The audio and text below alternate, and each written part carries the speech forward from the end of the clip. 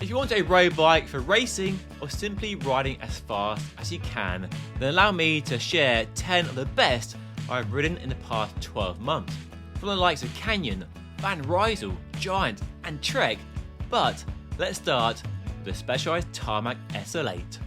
And honestly, why would you buy anything else if you want a lightweight aero race bike? It does all that by taking every element we look for in a race bike to the next level. You want aero for speed? Check. Lightweight for climbing efficiency? Check. Handling, comfort, stiffness? Check, check, check. The bike does it all so well on a level that far exceeds all its main rivals, which I've ridden over the last 2 years. It really is that good. The best Tarmac we've ever had. The Tarmac has been with us for an awfully long time, and I've been fortunate to ride every iteration of this bike right back to the original in about 2004, 2005. One of the first race bikes that really got me into road cycling from my background in mountain biking. And over the years, the Tarmac has changed a lot. In those early days, weight was the main focus, hence the SL in the name. And there were some real standout bikes, the SL2, the SL4, the SL5, and so on. And then more recently, it went aerodynamic with the SL6 and then the SL7, which took a big leap forward. And then they dropped the Venge, their old outright aero bike, and put all their eggs into the Tarmac basket. And this new bike takes all the best bits from the Aethos lightweight race bike and the now sadly discontinued Venge aero race bike and creates a bike that somehow is both aero and supremely lightweight, lighter than many pure lightweight climbing bikes. The one bike to rule them all is something that gets banded around way too much. But personally, it's much simpler to have one bike that performs well everywhere and isn't compromised. And in the past, aero bikes have been heavy and harsh, and climbing bikes haven't been very aero or good anywhere except going up hills. So the SL8 is somehow light enough to climb with the best, but yet aero enough to not hold you back in a pack of aero race bikes. Okay, let's see what this bike is actually about. You join me on some of my local roads here in the Cotswolds. Quite cold, quite cloudy today. But let's get some miles in, see how the bike performs. A good mix of roads around here. Big climbs, steady long climbs, smooth tarmac, rough broken roads, and some lovely views as well. So quite bumpy here actually. A real good test for a bike like this to hopefully shine. And shine it does. This bike is so fast, so quick, and so light. It's an amazing experience to ride this bike, and it's definitely up there in terms of speed with the best race bikes of the last few years that I've ridden. The SuperSix EVO, the Canyon Aeroad, the Trek Madone even. But where the bike really shines is the lack of weight, and that low weight just gives the bike such an immediate sense of urgency. It's so reactive. It's so much fun to ride. It really does put a smile on your face. And if you like climbing and like going fast everywhere else, the bike delivers. It really does deliver an intoxicating combination of speed and weight and stiffness, all wrapped up with great handling and geometry. It's a perfect race bike. And if you are actually racing at World Tour or Surrey League level, why would you buy anything else and give yourself a handicap of extra weight? The Tarmac has always been a quick bike. I don't think the bike feels any quicker than the old SL7 or the Venge, but it's that lack of weight, bringing that Aethos low weight to an aero platform is really the reason this bike shines so well. Now, the weight of this bike is easy to quantify. My scales show it's 6.5 kilos, and lifting up reveals it's very light indeed. But aerodynamics, well, that's harder for us guys to evaluate here in the real world. But thankfully, the well-respected German magazine Tour have done some of their own testing in a wind tunnel over in Germany. The new SL8 requires just 209 watts at 45 kilometers per hour. A high speed, I know, but it is a race bike designed for pros who do ride at such high speeds. But more impressively is that the new SL8 only gives away a few watts to the likes of the SuperSix EVO, the Canyon Aeroad, and even the Trek Madone SLR as well.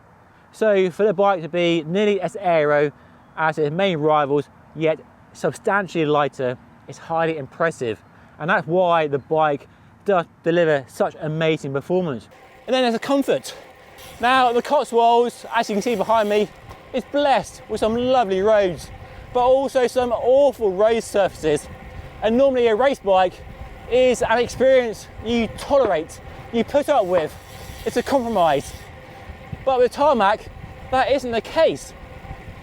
Over the last few months, I've been riding some fat-tired endurance bikes, which offer fantastic comfort. But even coming from those bikes onto a Tarmac, the difference is tiny.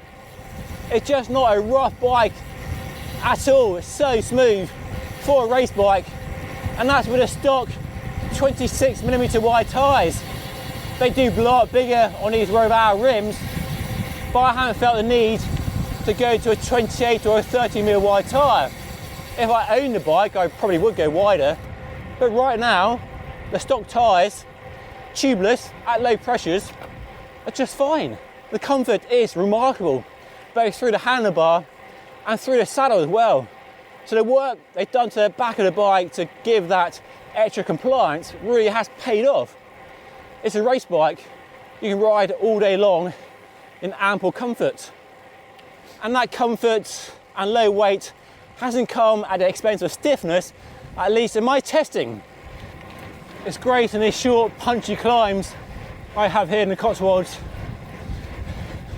It's not flexing underneath me at all. Oh, it feels amazing.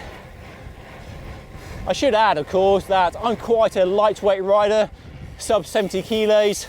My power output these days is pretty poor, but even when I'm trying as hard as I can feel no flex whatsoever. And it compares well to the SuperSix EVO, the Trek Madone, and so on. I think the Trek Madone probably has the edge, and the SuperSix EVO is probably a little bit snappier and a bit more on it when you're really sprinting, really going full gas, but the difference is pretty small. But I would take the low weight and the extra comfort of the SL8 over the SuperSix EVO if I was racing. There are some lovely, lovely houses around here. Way out my league though, look at them there. Just lovely. And when it comes to climbing, boy oh boy, does this bike go up the climbs like nothing else. This is a local climb to me. Drop a comment down below if you recognise it. I won't be setting any PBs today. It's way too cold. My face is frozen. But let's see how I get on. In my lowest gear, race gears of course, pulling the 280 watts. Be a steady grind to the top. You can definitely feel that lack of weight when you pedal. Feels like you're pushing less mass along the road or up the road. Just feels easier than other race bikes. What a marginal gain. I need all the help I can get these days. Out of the saddle, it feels good. There's no flex, no lack of stiffness, no disc brake rub. Wow. Wow, wow, wow. What a bike. This should be a hard climb, but it's not actually going that badly right now. So yes, the bike climbs very well indeed, even with this unfit lump on top of it, and definitely better than the Factor O2 VAM I reviewed last year, which was a pure climbing bike. So lightweight and aero, you can have your cake and eat it. There just isn't another race bike that comes close in combining aero and weight.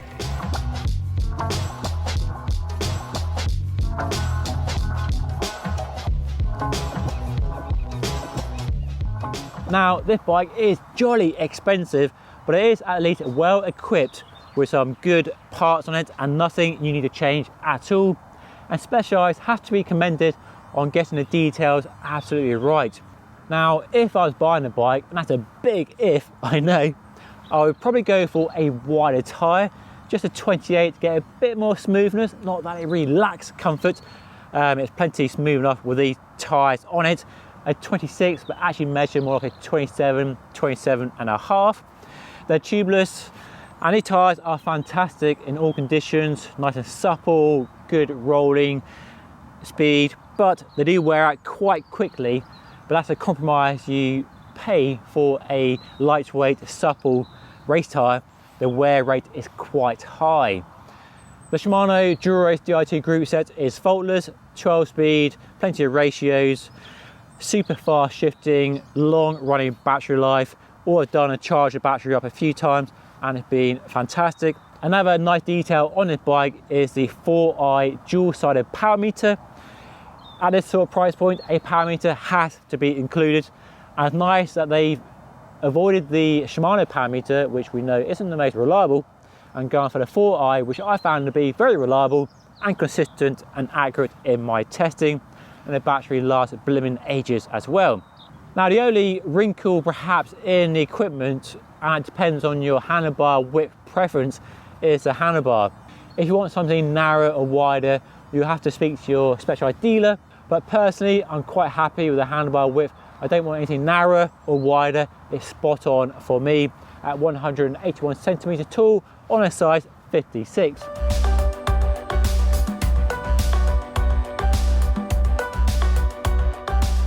Right, time to wrap things up. I think it's safe to say the new SL8 does deliver on the hype and it does deliver on the promise.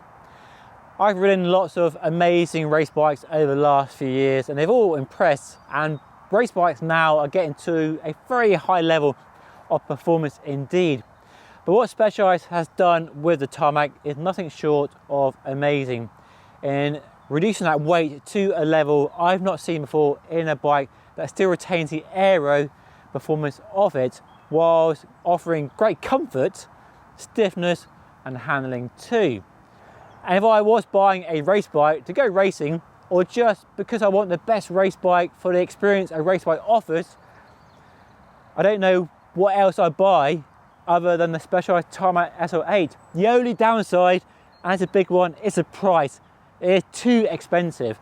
I don't know why it's so pricey when other brands can offer similar specification for less money. I am intrigued to see how the mid-range Ultegra DIT model, the Pro, would compare to this one, and whether it loses any of the magic this one has due to low weight. Or maybe the smart option to save some money is to buy a frame set on its own and build it with the parts you want on it. Maybe Ultegra, some nice wheels, different parts, to try and bring the price down and customize the equipment to your own personal taste. But if you've got 12 grand to buy, then I would not hesitate to buy a bike. It doesn't disappoint at all. It really is that good. And yes, I know some of you will think I've been drinking a Specialized Kool-Aid or taking a naughty backhander, but no, I haven't. It really is my own opinion. They haven't told me what to say. I'm not relaying the marketing hype. I've ridden the bike for the last 2 months. I've tried to find something wrong with it. I really have, but it is just fantastic. It's an amazing race bike and does raise the bar for what a race bike should be. And really, it's up to all the other bike brands to respond and see if they can match what Specialized is currently offering in the Tarmac SL8. Say hello to the brand new Trek Madone SLR, the 8th generation race bike from the US company. And in a surprising move, they've discontinued the Monda SLR, merging its Aeroad bike and its lightweight bike into a single bike. And it's a move that reminds me of Specialized when they did the same with the Venge and the Tarmac.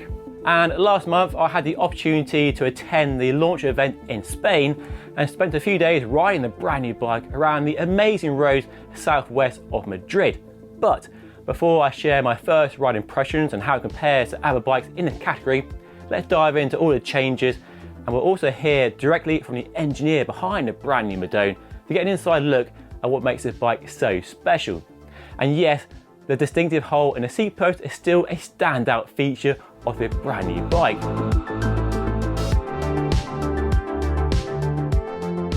What's new then? Well, the Trek Madone first launched way back in 2003, and it was then Trek's go-to race bike, and started life as a lightweight carbon race bike, which became increasingly aerodynamic. So much so that in 2014, they launched the Emonda as a pure climbing lightweight bike, and lightweight it definitely was.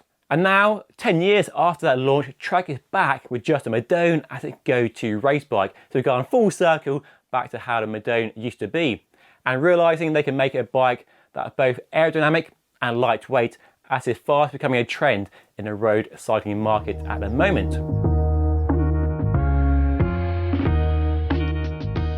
The primary storyline is if you're coming from a previous Emonda, the new bike is just as light as the previous Emonda, but dramatically faster aerodynamically. And if you're coming from the previous Madone, the new bike is just as fast, but dramatically lighter. And so we really think of it as sort of the best of both worlds, the best of the Emonda, the best of the Madone combined together into one brand new Gen 8 Madone. For people who love the Emonda, they'd be sad to see it go on from the range, I guess? Again, from our perspective, we're trying to optimize the performance of all of our riders, and we see the Emonda as a high performance road race bike, and we're really not giving anything up from a ride experience compared to the previous Emonda. The bike is still very comfortable, the geometry is very similar, the handling, all those characteristics, and again the weight is as light or even lighter if you're comparing a Madone SL to an Emonda SL. And so from that perspective, we're sort of maintaining all the attributes that made an Emonda great and improving upon it, which those primary improvements are on the aerodynamic side of things. And we generally think that every rider likes to go fast, and so the benefit of aerodynamics and allowing our riders to go faster on the new Madone we see as a really big benefit. So we started R&D on this. The R&D timeline for us is really long. So we actually started R&D on this back in 2021. And at that point, it was actually R&D working towards the next generation Emonda.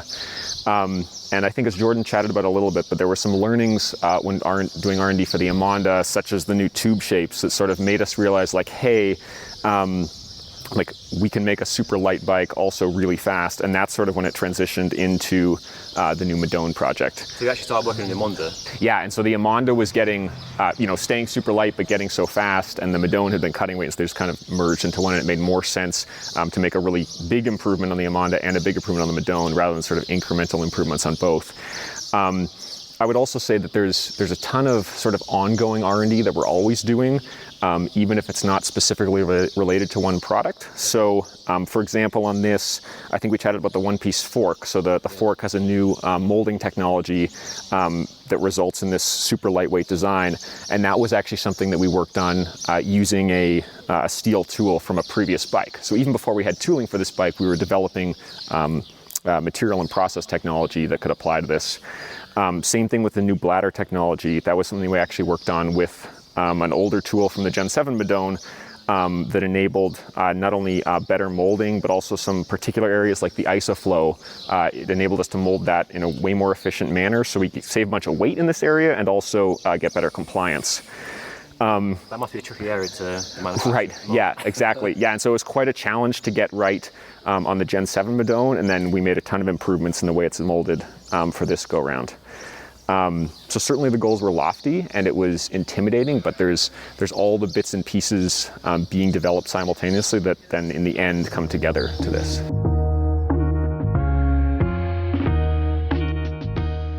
Firstly, the isoflow, the hole in the seat tube, remains on the new bike, and they claim, not mine, it offers a massive 80% increase in vertical compliance over the old Madone and 24% more than the old Emonda, while also leading to weight and stiffness improvements. We tried out a bunch of different concepts for this area of the bikes. We call it the seat cluster, where the sort of seat stays merge with the top tube, merge with the seat tube. And we looked at different stay designs and then also a whole bunch of different ways of designing this isoflow area in particular. Even with this traditional sort of morphology, we tried different sizes of isoflow, and this was sort of selected as the best option.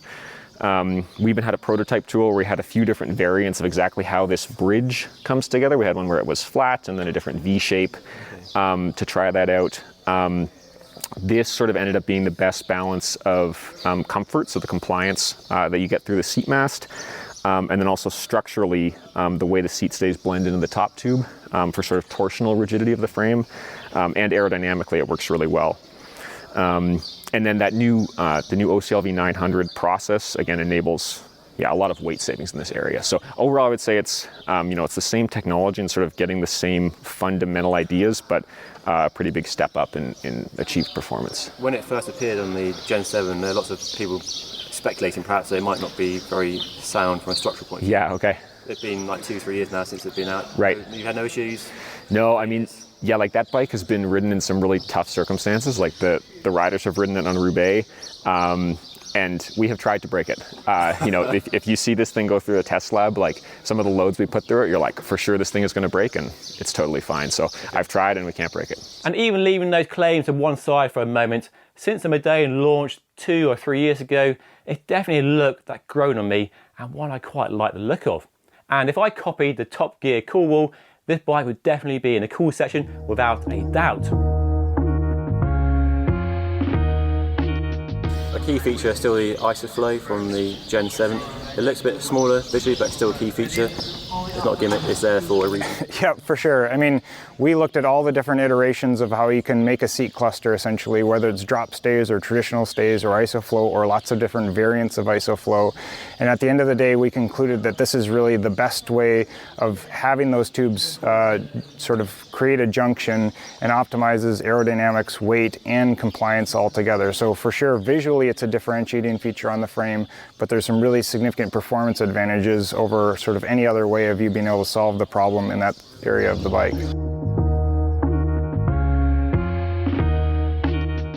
So let's talk weight, and Trek is claiming 796 grams for a size 56 painted frame, and that is a whopping 370 grams lighter than the old Madone, but heavier than the Emonda at just under 700 grams. The fork is also lighter as well, down to 350 grams.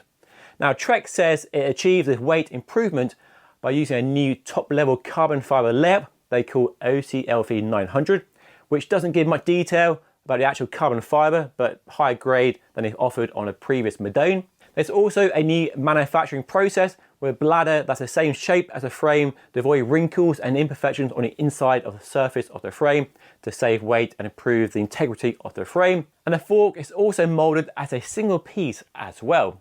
These improvements also make it the stiffest bike Trek has ever made as well. Now, frame weights are one thing, but complete bikes are what really matter. And Trek claims an SLR 9 with SRAM red access in a size ML weighs 7 kilos. But, as this video shows, I weighed the actual bike I rode, a size ML with SRAM red access, with no bottles or pedals or computer fitted, and it weighed 7.34 kilograms on the Park Tool scales, which is frankly a bit disappointing and a bit strange how such a difference between the claim weight and the actual weight. So it raises the question of whether the new Madone is light enough, and honestly, I don't think it is. It's about the same weight as the old Madone I reviewed here on the channel about 2 years ago. And even taking the claim weight, it's heavier than a specialized Tarmac SL and the new Pinarello Dogma F, two other all-rounders trying to be aero and lightweight.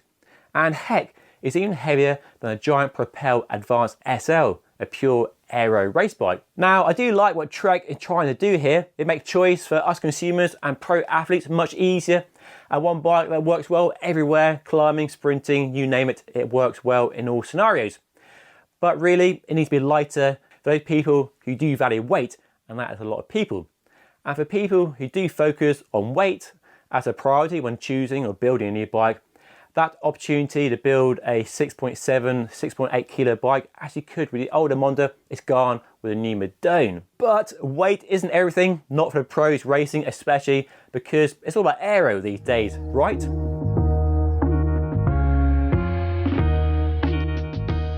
Now, you might expect the new bike to be more aero than the old Madone, but Trek told me the aero performance is actually the same as the previous generation Madone. So rather than making it more aero, they focus on making the Madone lighter and trying to offer that one bike that's both aero and lightweight.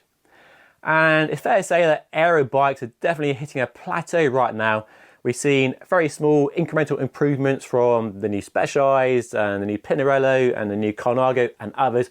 There's no real big sort of radical leap forward at the moment. So focusing on weight loss instead is no bad thing, given how modern bikes have definitely put on weight in the last 10 years. And while the aero performance of the new bike is about the same as the old bike, there are in fact all new tube shapes and cross sections and a new handlebar and brand new aero water bottles, which apparently save 3 watts on their own. But don't worry, normal round bottles can be used in the cages if you prefer. And we've seen aero bottles on the SuperSix EVO from Cannondale, and other companies like BMC and Giant also do aero water bottle cages. So really the most marginal of marginal gains. Much of the aero of a race bike comes from the rider, the lump on top of it, and the frontal surface area. So the handlebar is very narrow, like in the old Madone, and the drops are 3 centimeters wider than the hoods. And this alone provides a generous 15 watt drag reduction, which is very nice indeed, partly because it brings your shoulders and arms much closer together for a smaller cross section, so you're punching a smaller hole through the air. Right, time for some aero claims, and Trek is claiming the new Madone saves 13 watts over the older Monda at 22 miles per hour, 43 watts at 34 miles per hour, and a massive 74 watts at 40 miles per hour, which shows how bad the Monda was on the aero front. Some other key details that definitely get a nod of approval from me is a T47 threaded bottom bracket, and they've adopted a SRAM UDH hanger.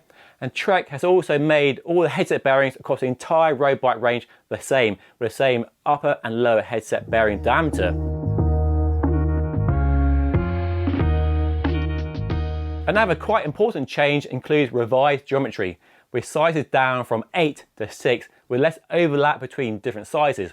A 52 and 54 used to be quite close, so now it's a wider size range despite fewer sizes to make choosing the right size bike easier. There's also the same H1.5 slam geometry, typical of a race bike. Trek is offering the new Madone in 8 builds, starting with the SL, which has a lower grade of carbon fibre, but all the other features are the same. And prices in this range start from $3,500, which is pretty good, and go up to $6,400 in the SL range. Move up to the SLR range with a lighter carbon frame, and prices start for a more eye-watering $9,000 and go up to $13,500 for the model I was riding. And if you're feeling really flush, you won the lottery, there is a Project One Interstellar finish which costs $17,000 because the paint finish on the frame is crazy time consuming. There's also a frame set option with the SL costing $3,800 and the SLR $6,000. I'll put all prices down below and check the region website where you live for prices in your currency, sterling, euro, dollars, whatever it is. So I was very lucky to ride a top of the range model with all the best kit, and very nice it was indeed, but not very attainable for most cyclists, especially myself. So I have plans to bring you a review of the SL6 very soon, right here on Just Ride Bikes, which I think looks a real sweet spot in the range. Probably 98% of the performance of the top end model, a bit heavier, but as aero, that should be a good bike. So make sure you don't miss that review by hitting that subscribe button down below.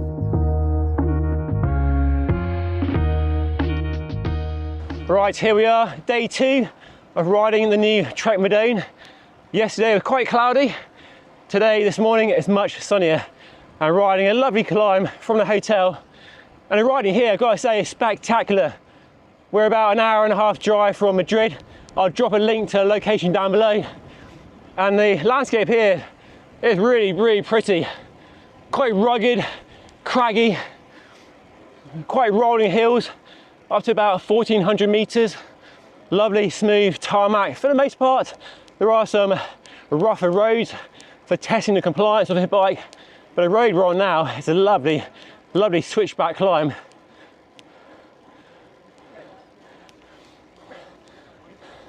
So this new bike does remind me of the Madone. It feels like a lightweight Madone rather than a more aero Monda. And honestly, if I was blindfolded, which I don't recommend, I would probably think I was on the old Madone because it feels more Madone than a Monda. But that's largely down to the handlebar, which is very similar to the one on the old Madone. Very striking shape and geometry of the handlebar compared to a regular handlebar on the Emonda. And when you're smashing along the flat roads, crouched down on the handlebars, that narrow hood position definitely puts you in a nice efficient aero position and does feel good. And in the drops, a bit more flair, so when you're descending you've got more control, more leverage through the steering, and it works really well. That combination of narrow and aero on the top and then wide for descending capability on the descent works really well. And compared to the Dogma F, the Madone feels much nicer when you're riding out of the saddle. On a steep gradient, you're on the hoods, really giving the bike some power, giving it some welly through the pedals, and the Madone feels much better. The front end doesn't flop from side to side when you're riding out of the saddle, as the Dogma F did when I was riding it in the Dolomites 2 weeks ago. And generally, over 2 days of riding, the ride performance isn't dissimilar to the old Madone. It's clearly a stiff bike. When I was sprinting or closing a gap, the Madone responded very sharply indeed. And I would say it feels stiffer than the Tarmac, the SL8, but not quite as stiff as the Dogma, so somewhere in between those two bikes in my experience so far. Now, the roads southwest of Madrid were, for the most part, very smooth indeed, but when we encountered some broken tarmac, the Madone handled the jolts and bumps very well indeed, but I reserve judgment on the compliance, which they claim is up a massive 80%, until I ride a bike on my local roads, which are definitely a lot rougher and coarser than the roads around Madrid. Right, let's see how the bike descends.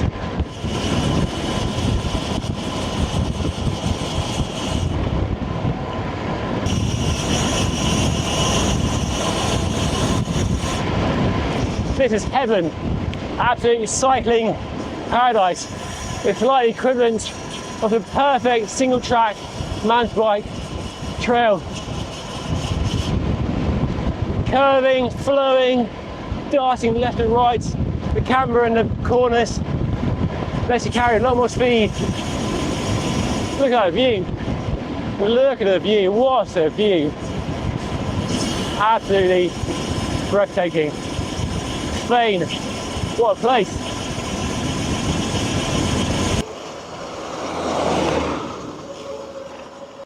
So I gotta get a picture. I thought of the same picture.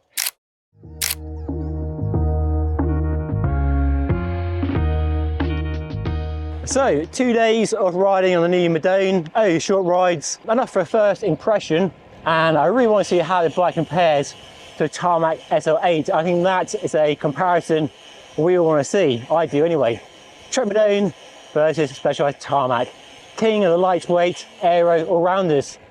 The riding here in this part of Spain, I'll drop a link to the location down below, is stunning. Amazing roads, lovely climbs, fantastic descents, and the bike is perfect on this sort of rolling terrain with quite a lot of climbing, long climbs, punchy climbs, and some sweet descents. It definitely feels as fast as the Gen 7 Madone. That was a very rapid bike in my testing, one of the quickest aero bikes I've ridden so far, and it feels as fast, so I can't believe their claims is as aero. And that slight hint of extra stiffness, when you attack a climb out of the saddle, it really does go like the absolute clappers. A lot of fun. If I was racing, it'd definitely be a bike on my shortlist. But this, or a Specialized Tarmac SL8? That's an interesting question. And it is fascinating to see another company, a big company, follow in the footsteps of Specialized and consolidate their range by merging two bike models into one. So rather than offering more choice, as we're used to, more segmentation of products and categories of bikes, we have a reduction. And for the pros, the riders and mechanics, it makes a lot of sense. One bike, they can race in the Tour of Flanders and Paris-Roubaix and the big mountain climbs and sprint finishes as well. And for us amateurs, consumers, expected to buy bikes, well, there's no decision between aero and lightweight as there is right now. You have one bike that does it all really well. So new Madone SLR aims to be lightweight and aerodynamic, but isn't as lightweight as its key rivals, which on first impression makes it hard to recommend over a Specialized or a Pinarello, or even a Colnago V4RS, or even a pure aero bike like a giant Propel Advanced SL. But the ride performance, the ride quality, the stiffness, the speed are all present and correct and very similar to the old Madone. But further testing is definitely needed on more familiar roads to really get a better understanding of the improvements, especially in compliance, for that real world comfort we all crave from our race bikes. But it definitely feels smoother than a Dogma, somewhere closer to a Tarmac, but definitely more testing, more riding is needed, hopefully in the near future. And this, the all new Giant TCR Advanced SL. And naturally, it's lighter, stiffer, and more aero than the old bike, which is what we want, right? We don't want heavier, slower, and flexier bikes, do we? No. But finding improvements on road race bikes these days is getting harder and harder. But Giant wasn't deterred by this and really drove forward with innovation in carbon fibre manufacturing, using 40 years of expertise in carbon manufacturing to find improvements across the board. There's no one standout improvement, it's a sum of all the parts that really contribute to the extra performance this bike offers. Giant is claiming 690 grams for the top level SL frame, down from 765 grams, while a complete bike is 6.4 kilos, down from 6.7 kilos, which compares well with Tarmac SL8, which is about 6.5 to 6.6 kilos. It's also the stiffest TCR ever made, and it's more aero than the old bike. Giant developed an all-new tube profile for the frame and handlebar, and in its wind tunnel testing, conducted at 40 km per hour with a moving dummy, it's claiming a 2.2 watt saving for the frame and a complete bike of just over 4 watts. That's not a lot, I know, and it's enough to challenge the likes of a Tarmac SL8. We'll have to wait and see. But we now have full internal routing, as first seen on a Propel aero bike and a Defy endurance bike. So the hoses go underneath the stem into the frame via a D-shaped steering tube. It's also the stiffest TCR ever made. Yes, the new bike retains the seat mast, but only on the range-topping SL. Giant offers its weight, compliance and aerodynamics and benefits of this design. Lower TCR models get a regular seat post.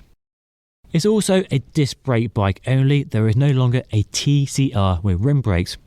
And tyre clearance is largely the same, so clearly the company felt that was enough for a race bike. I think wide tyres might have been nicer, but they could argue that if you want bigger tyres, then you choose a Defy, which goes up to 38mm. Giant explained to me that while the goal was to make the TCR lighter, stiffer and more aero, actually achieving their goals was very challenging. And with this new bike, Giant hasn't just focused on the frame and the fork. They launched the Calyx wheels in 2019, and the new bike, they're really taking a system optimization approach. We've heard other brands do this in the past, like Cannondale with their system integration, or SI for short, and trying to extract as much performance as possible from the entire bike has led them to really working with the wheels, the tyres, the handlebar, the frame and fork together to give improvements across the board. And they claim that the combination of the linear drag improvements, the rotational drag savings, and also the rolling resistance efficiency of the new tyres gives a combined drag saving of 12 watts. Next up was redriving its innovation in carbon fibre manufacturing. This is where the magic really happens, and something we've got to see firsthand. There's a separate video coming to the channel very soon, so stay tuned for that. This includes a new carbon manufacturing process called Cold Blade, a cutting process that improves the accuracy of the cutting, meaning they can create more complex shapes and use less pieces of carbon in the frame. So the new SL frame is now made up of just 270 pieces of carbon compared to 330 on the old bike, saving weight and improving the performance.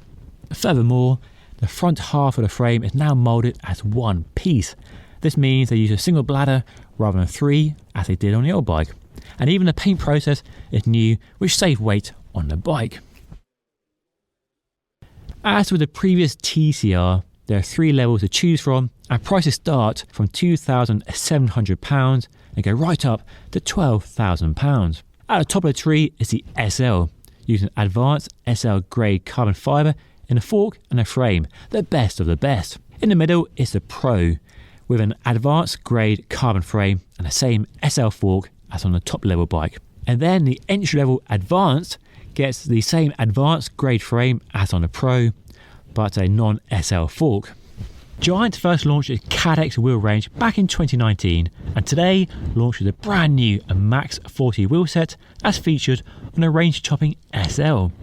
This is a wheel set designed for the GC general classification rider and uses a 40mm rim, which gives away some aero performance for low weight and crosswind stability. They hit the scales at a claimed and very impressive 1,249 grams, which is about the same as the new Factor 4858 wheels launched the other week. The wheels use a thin carbon fibre spoke integrated into thin carbon aero flanges for maximum power transfer. Completing the raft of new product announcements is a brand new Cadex Race GC tyre. It's tubeless only with a 240 TPI construction, which improves rolling efficiency by a claimed 6.6 watts compared to the old tyres on a previous 9th generation TCR. So, as you've learned, while the new bike looks very similar to the old bike, there are lots and lots of changes and improvements underneath the paint. But how does it actually ride? Well, there's one way to find out.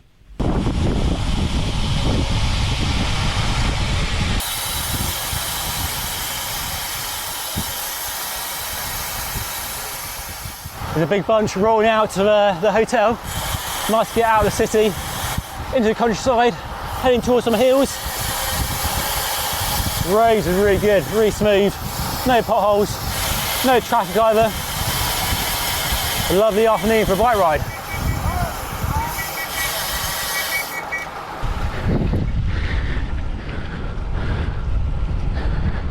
Now, this is just a first ride, so I won't go too much into detail about what it's all about because, well, unfamiliar roads, it's boiling hot, the humidity is just insane. And I don't know, I'll wait till I get home, ride a bike on familiar roads and spend a bit more time on it really, but I'll give you a bit of flavour straight from the saddle, unfiltered. And well, it's a 6.4 kilo stiff, lightweight aero race bike. 6.8 kilos or just under for my size ML with pedals, power meter and computer, so super lightweight. And it does remind me, unsurprisingly, of a Tarmac SL8. Has that same kind of lack of mass when you're sprinting, when you're climbing. We just did a climb just now, my heart rate through the roof, but the bike was just going so well. It really wasn't holding me back. My fitness definitely was. But the stiffness is really standing out. The wheels are mega stiff as well, you really feel that straight away. They are apparently stiffer than the lightweights, which I've ridden in the past, and they are bloody stiff wheels. And these are stiffer, and that really has a big impact on the ride of the bike. The frame, fork, handlebar are stiffer too, but I think the wheels are making a big difference into how the bike is riding today. And it feels way more direct. The responsiveness is through the roof compared to that Tarmac, which is no flexy noodle. This bike just feels on another planet of stiffness. So I can't wait to try the bike with some different wheels and see how much is the wheels and how much of the frame and fork and handlebar. But what I like about the bike is how it handles and rides pretty much the same as a TCR always has done, which is no bad thing. And let's be honest, the TCR is a no-brainer, easy choice if you want a race bike. Good value for money, quality engineering and manufacturing as I've seen firsthand. Great geometry, just what you want. Maybe not the flashiest bike in the world, but I think the paint job on the bike is pretty swish. So you're liking the new bike then? Loving it. Faster? Lighter? Stiffer. Stiffer. Is it easy being retired now? Enjoying the life as a ex-cyclist? Don't miss it at all? It's definitely much easier. Yeah. Do you still ride lots? Definitely more enjoyable. Yeah. I still ride quite often, especially in like the better season. Okay, yeah. Like summer. Yes. Less in the winter when it's raining and cold. Less in the winter. Yeah. Doing more running in the winter. Running, wow, okay. Every time I see 5-6 degrees and rain, I ask myself the question, why would I? So I don't go out in that weather anymore. It's actually the hottest day of the month. Last weekend it was raining. Tomorrow it's going to rain. So the weight of the new bike is very impressive, and the frame is about the same as a specialised Tarmac SL8, but the complete bike is lighter, partly due to the new Cannondale wheels. So on the weight front, the bike really impresses, but the aero improvements are pretty marginal. About 4 watts claimed, and the old bike, the first TCR to get an aero makeover, wasn't exactly the most aero, the fastest bike in this category. So I can't wait to see how the bike compares to the Tarmac and have a lightweight aero all-rounders, and whether they've done enough to compete with their rivals and to win over people who might reasonably have expected a bit more aero. So let me know what you think by leaving a comment down below. And it's clear that Giant have really focused on weight and stiffness more than aero. I guess they could have got more aero because the Propel shows their aero capabilities. But they had designed a bike for the GC rider, a rider who will be sheltered in the bunch and doesn't really need all that aero because they're not out in the wind until the final decisive move. But if you go head to head with a rider on a SuperSix EVO or Tarmac SL8, will this bike hold you back? Well, a big question mark really, and hopefully we'll see some wind tunnel testing and some real world testing myself and other people testing the bike against their key rivals over the coming weeks and months. I've not really talked about comfort much, or compliance, as is a buzzword these days, because the roads are so smooth that comfort hasn't been an issue at all. The bike is comfortable, the fit is good for me at 181 centimeters on a size ML. So yeah, comfort out here been fine, and really I can't comment on it anymore until I get home and ride this bike, hopefully on my local roads, which are in a much worse state than the lovely roads out here in Taiwan, which are pretty stunning, it has to be said. The few cracks and broken bits of tarmac I have encountered, the bike has really shrugged them off just fine really. And then the new tyres. So Giant Cadex have been pushing the tyres for the last few years, and I haven't been like blown away, to be honest. Certainly not enough to tempt me away from a Conti GP5000 or Vittoria Corsa speed or control, but I think the new tyre is a good step forward. I hope to see some independent rolling resistance testing against a key rival soon. But in terms of that secure feeling, when you're bobbing down a descent you've never ridden down before, I've been absolutely banking the bike over in the corners, then they grip for days. So yeah, they seem fine really. So likes, I love the weight, or lack of weight. I love the fact they kept the classic look of the bike, the non-drop rear stays. I love the improvements in stiffness and aero. I mean, hard to measure today how much difference they make, but nice to have. I'm not going to tell you nose up against those sorts of improvements, are you? Dislikes, well, tyre clearance isn't much wider. The free hub makes an absolute racket. If you have an interesting decision on a bike, this is a range topping bike I'm riding, 12 grand back in the UK. It's not a spec it with a new one-piece Cadex carbon aero handlebar and stem. We have a carbon handlebar and a separate stem. Pros and cons to both systems, of course, but for a bike trying to extract as much performance as possible, not to get the marginal aero benefits of that one-piece handlebar and stem, seems a slightly odd decision.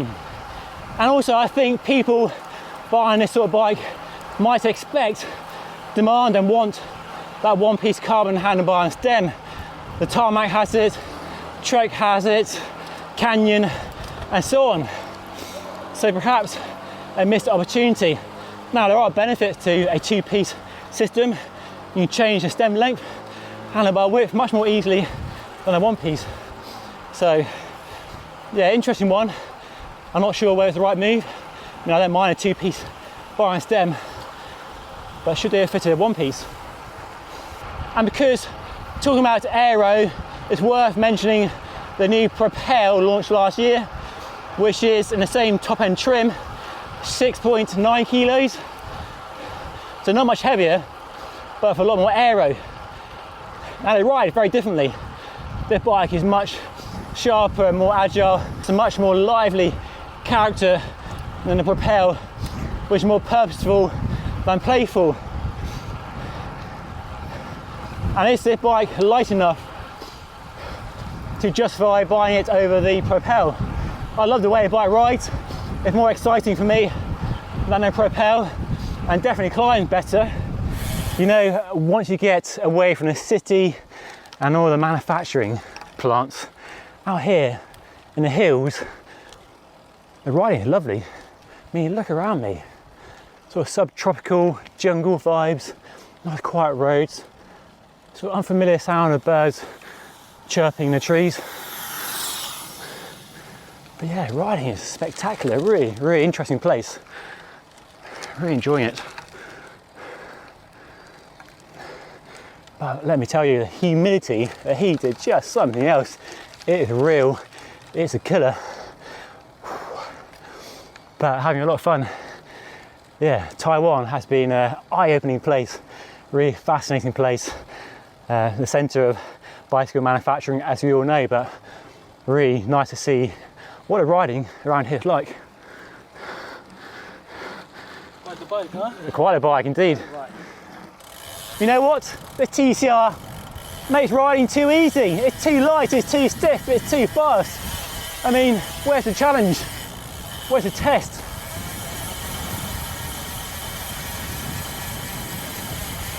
But hey, what a lot of fun to ride. I do like the TCR. Maybe I'm biased, but I think they make great bikes. I love the engineering, the value for money, the no-nonsense approach to selling bikes. Right, that concludes today's first ride. We've got another ride planned tomorrow, but the embargo is pretty tight, so I try and do what I can. But right now, I need a very cold shower and a cold drink. Whew, sweat is pouring off me. But what a fun ride. The bike is fantastic. It's not a revolution, very much an evolution, but if it ain't broke, don't fix it sort of mantra, but they have improved it in so many different areas. The handling is still classic TCR, fantastic geometry, stack, reach, trail, all those numbers just work so well. It's still very much a race bike, quite pointy, quite fast steering, but it's not a bike that if you don't race, you can't enjoy, you can't untap the potential this bike clearly offers. I can't wait to get my hands on a bike back home for testing. Maybe in a more modest trim, Pro model, Ultegra, something like that. But yeah, it's been a fun day. This is a brand new Cannondale SuperSix EVO, which for 10 years has been an easy bike to recommend and choose. But is that still the case today? What started as one of the lightest bikes ever made has transformed over the years into an aero race bike. And this, Generation 4, is of course faster and lighter than the old bike. So can it now be the only race bike you ever need? So let's start with the design of the bike and the changes over the old model. And it does retain the appearance of the previous generation bike, doesn't it? And does look like a lightweight aero bike as well. So starting at the front, we have some big aero improvements. A new fork, much deeper, especially around the crown there, and broader as well. A narrow pinched in but deeper head tube and a truncated down tube as well, and a slightly sloping, almost level top tube as well. And a very narrow pinched in seat tube and seat post. So thin, in fact, that if you run a Shimano DIT version, the battery goes in the down tube, it won't fit in the seat post. And then the other big change is a brand new handlebar, a one-piece handlebar on the top end bikes and a two-piece setup on lower model bikes. And the hoses and wires, if there are any wires, now go inside the steering tube and inside the headset bearing compared to the old system where they went outside. So this new system is cleaner and lighter and better looking and more in line with what other manufacturers are doing, but does mean changing the headset bearings is a bit more of a faff than it used to be. And to ensure there's space for the hoses inside the headset bearing and around the steering tube, they have developed a triangular stereo tube. They call it the Delta stereo tube. Now they claim they've done loads of testing and they're happy with how structurally sound that item is, but hopefully there won't be any issues or recalls down the line, because we have seen issues with forks and stereo tubes and internal routing on bikes in the past. So fingers crossed on that front. And the aero claims for this bike are a heady 12-watt saving at 28 miles per hour compared to the old bike. And some of the savings will come from the new handlebar and stem, of course. And they claim that this bike is so aero that with some deeper section wheels than we have here fitted, that it's within a few watts of their System 6 aero bike, which is very impressive indeed. And it does make you wonder if the System 6 is going to be around in the future, or whether they might do a Specialized like they did with Avenge and drop it from the range completely. As well as being more aero, or claimed to be more aero anyway, it's also lighter than the old bike. So the frame for the high mod version we have here is a claimed 810 grams painted, which is very impressive and compares well to other bikes, not as light as the new Tarmac SL8, which is definitely an outlier in that lightweight aero category. But if you want a lighter frame and you do have some deep pockets, then the new Lab 71 version weighs a claimed 770 grams, but you do have to pay an extra £1,000 for that 40 gram saving, which might be the most expensive way to save 40 grams I've ever come across. And the all-up weight for the bike you see here, a size 56 with a SRAM red AXA group set without pedals, but with 2 cages fitted and a computer mount, is 7 kilos on the nose, which is reasonably impressive. But we are seeing bikes down to 6.5 kilos these days, like the Factor O2 VAM, the Specialized Tarmac SL8, that new Bianchi Specialissima as well. Right, let me share some likes and dislikes with you. And my biggest dislike by far is this plastic rubber cap on top of the stem.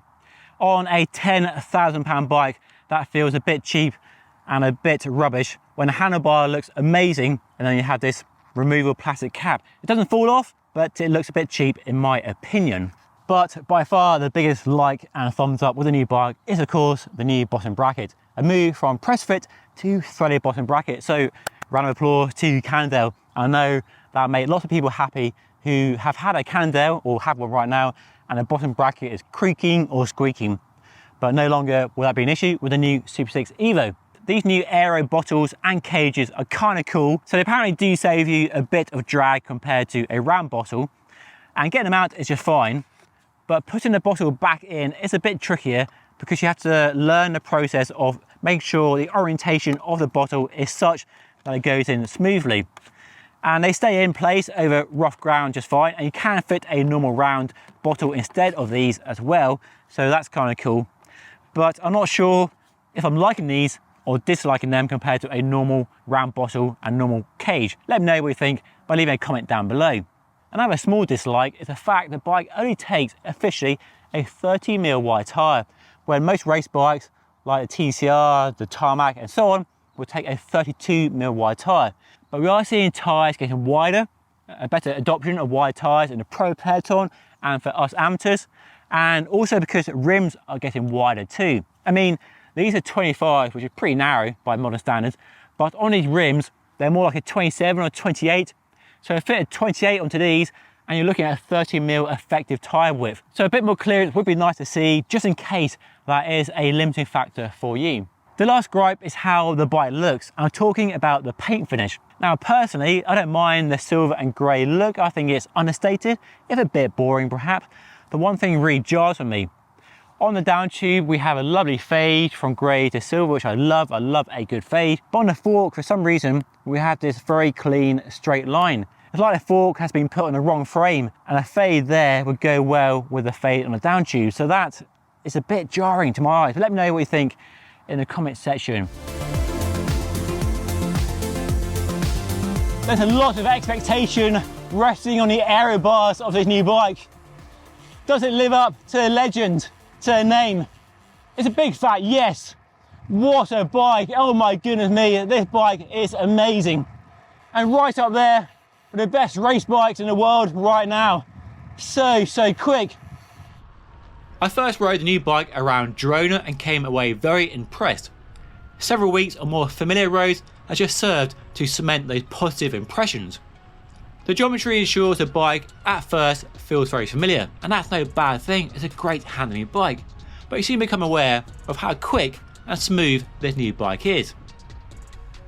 Validating aero claims without a wind tunnel is a tough job, but it's clear in my testing that the new bike is not only fast, but faster than the bike it replaces.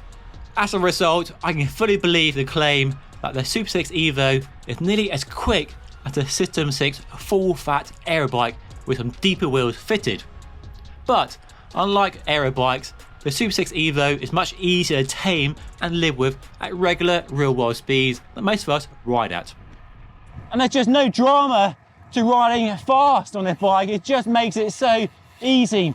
And it's that refinement in the ride quality that really enables the bike to assist you to ride as fast as you want. Now, I know it's really easy to get hung up on the aero claims of bikes like this. I think that aero only applies to the pros, and the testing at high speeds, 45k an hour and above, doesn't really help that. But what I'm finding with the bike is when I'm riding along at a relatively normal speed, so 30k an hour right now, the amount of power required is really, really low. The SuperSix EVO also seems to help you carry that speed and momentum and energy into shallow climbs. This new handlebar is snazzy as heck. I love the carbon weave on it. And it's a really nice shape as well, so the ergonomics and the fit are really good. And it's probably one of the nicer one-piece aero carbon handlebars I've used in recent times. Quite slender along the tops, a nice shape, nice in the drops, so a really nice handlebar.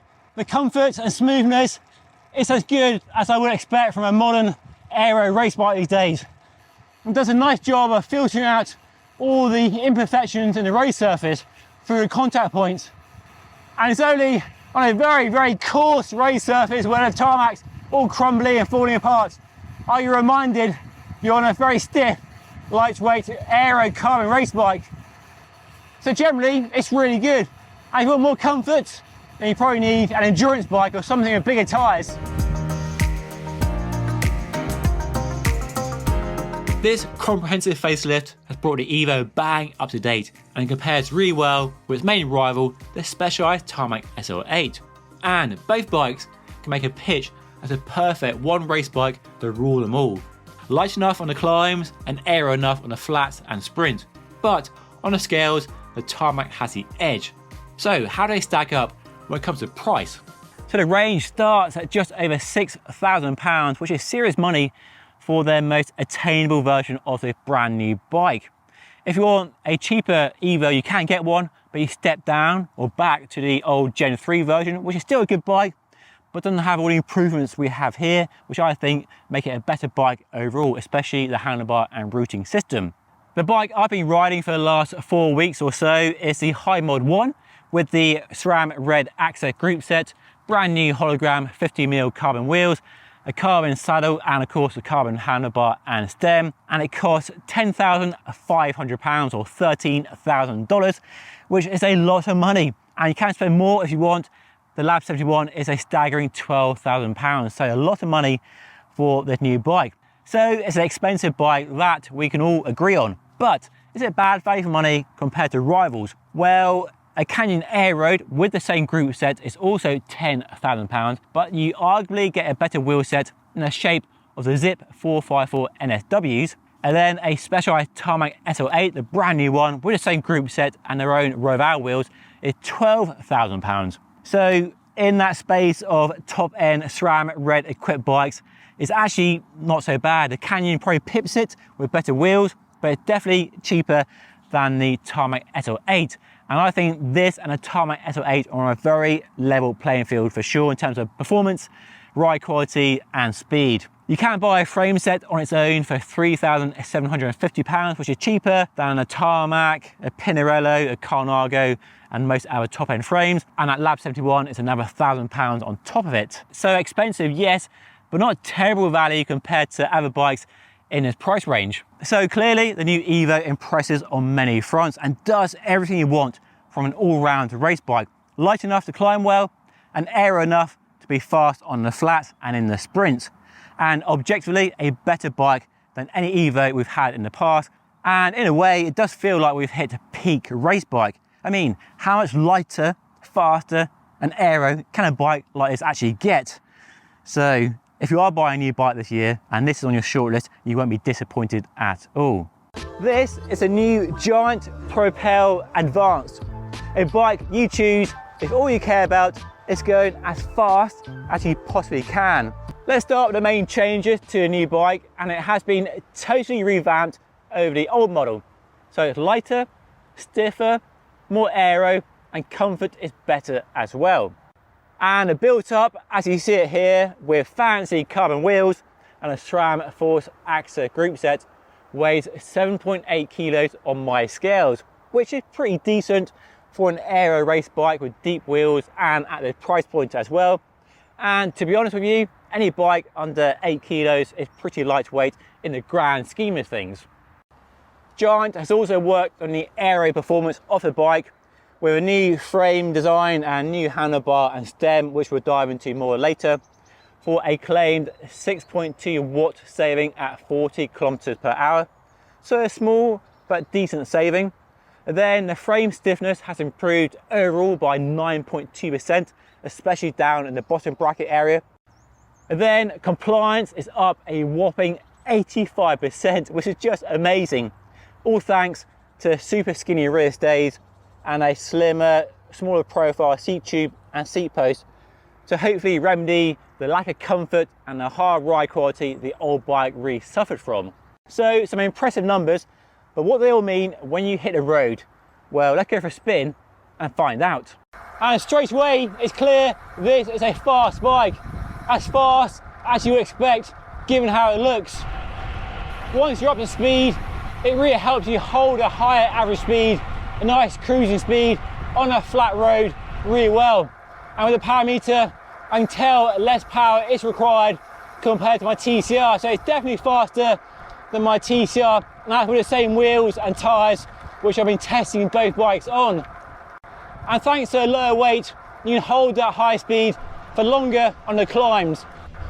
In my opinion, it's as fast as a Canyon Aeroad, which is a good thing, very popular bike, but I don't think it's as fast as the new Trek Madone, especially thanks to that very narrow handlebar on that bike. One of the best changes to the new bike is the new handlebar and stem and the internal cable routing. Now, if you remember, the old bike had a frankly awful routing system where the cables and hoses went over the stem and into the top tube with a big clunky cover over the top. But now we have a much better system and more in line with what other frame manufacturers are using. So the cables, well, there aren't any cables on the bike, it's wireless, but the brake hoses go inside this nice carbon aero handlebar, underneath the stem and into the steering tube, which is D-shaped, which is a bit of a worry perhaps because most bike brands are using a round steering tube, but the D-shaped steering tube gives more space for the hoses in front. So it's a much cleaner looking system and more aero too, and some of those aero savings we mentioned earlier actually come from the new handlebar and stem, which is something we're seeing on lots of new bikes like the Trek Madone and a Specialized Tarmac, where most of the aero savings actually come from the cockpit. Now, when it comes to looks, Giant bikes usually get a bashing for being boring and not that appealing, but I think that's brand snobbery personally. To me, this bike looks really smart. I love the shape of the frame and all the proportions, the horizontal level top tube, for example, and the purposeful looking down tube and big fork blades, and then the color. This blue really pops on a sunny day when the light catches it just right, and I really like the brushed metal logo on the down tube and a small logo on the head tube. But let me know what you think by leaving a comment down below. Am I wrong or am I right? If you don't buy Giant for the way it looks, you do buy it for the value for money, which is really strong, and this is a good case in point. This mid-range Advanced costs £6,400 and it is well spec'd for the money in the most part. So we have SRAM's mid-tier Force AXA group set, but it's the old generation and not the new generation. It works the same, but we have the older, bigger hoods, which aren't as nice to use as the new, smaller hoods, and the older looking components which aren't quite as smart.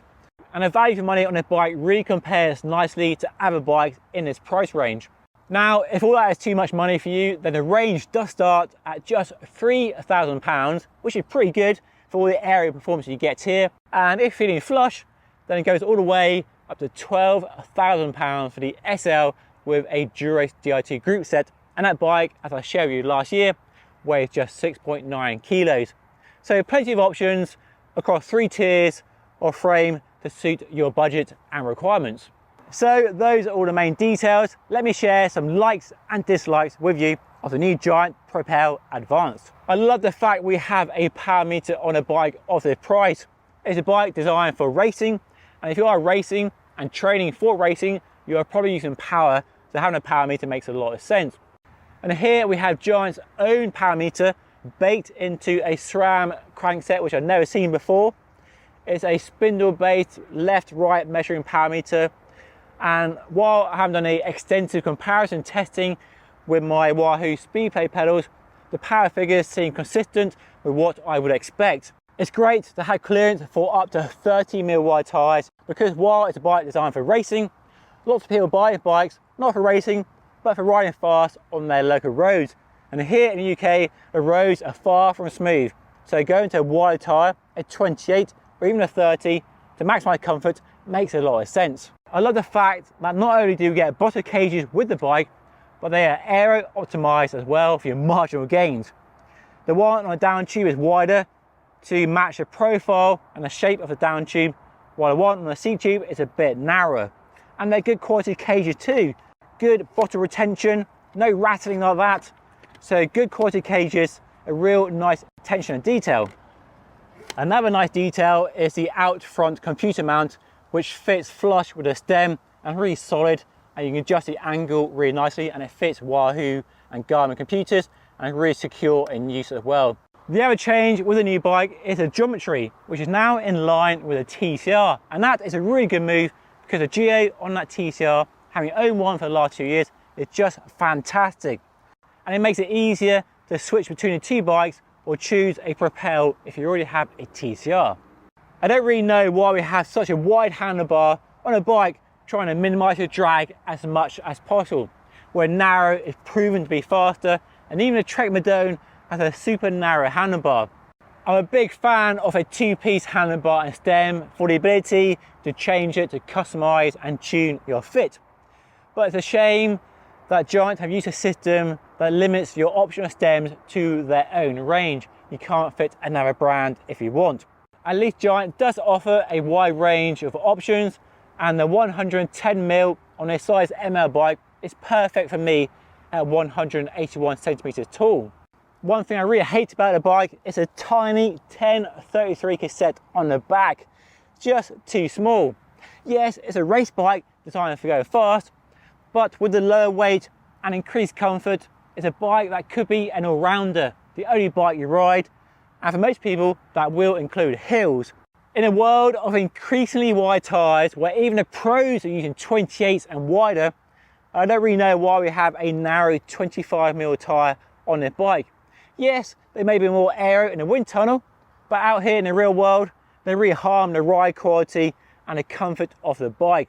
And going to a wide tyre made a big difference with no real downside when it comes to speed and rolling resistance. So a wide tyre and a better tyre is something I recommend upgrading straight away.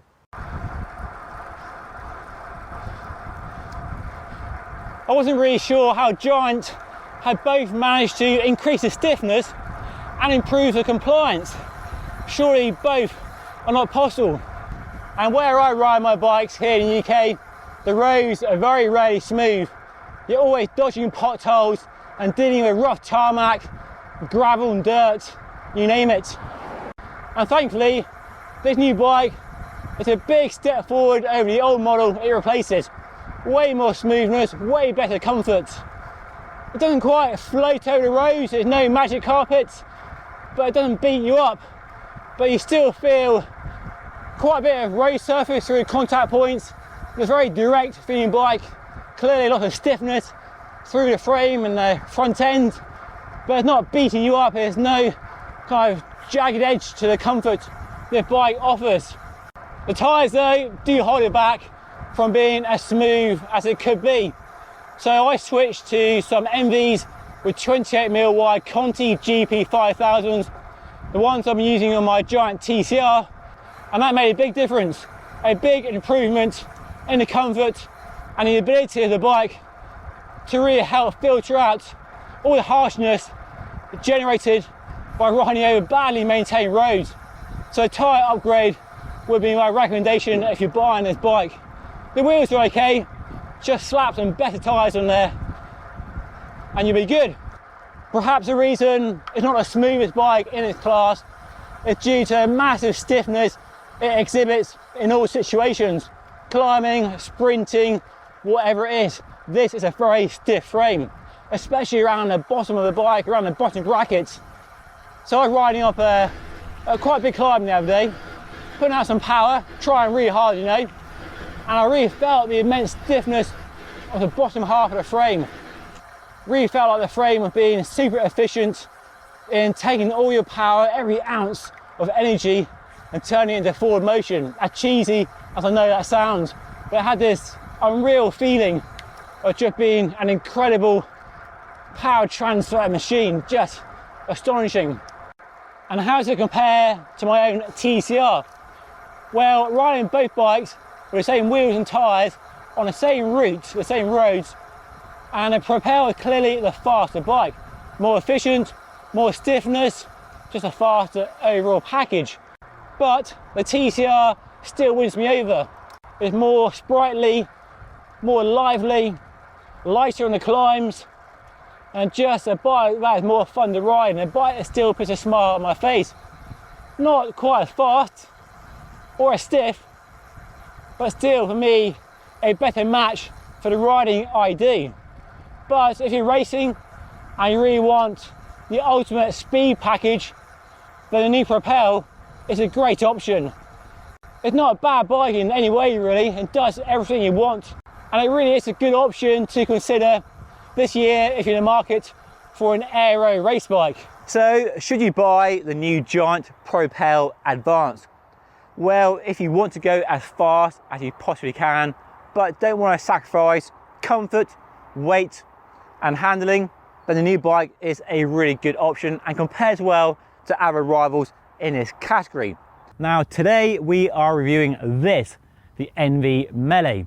Well, Enve calls it a modern road racer, which I think is an attempt to make a race bike for people like me, middle-aged men who don't race anymore, but still harbour ambitions to ride fast when they can. A race bike for the real world, you might say. Now, on first impressions, it's just another aero bike. We have all the usual truncated tube profiles to minimise drag, but there are some real standout features. Number one is space for up to 35mm wide tyres, and the second one are fender mounts or mudguard mounts. And there aren't many aero race bikes with space for such wide tyres and mudguard mounts, and that sort of tyre clearance and ability to fit mudguards is something you expect on an endurance bike, not an aero race bike. That desire to be a modern road racer is reflected in part in the aero testing data the company has provided. Now, normally with an aero race bike, the testing speeds are really high, 45 to 50k an hour, the usual stuff you expect, because those bikes are designed, after all, for the pros who ride very fast indeed.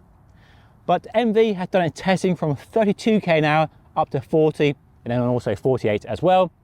But the fact they've done the testing and optimized the bike to excel at those lower speeds, which I think most of us hopefully can achieve on a good day, is an encouraging move for that desire to be a modern road racer.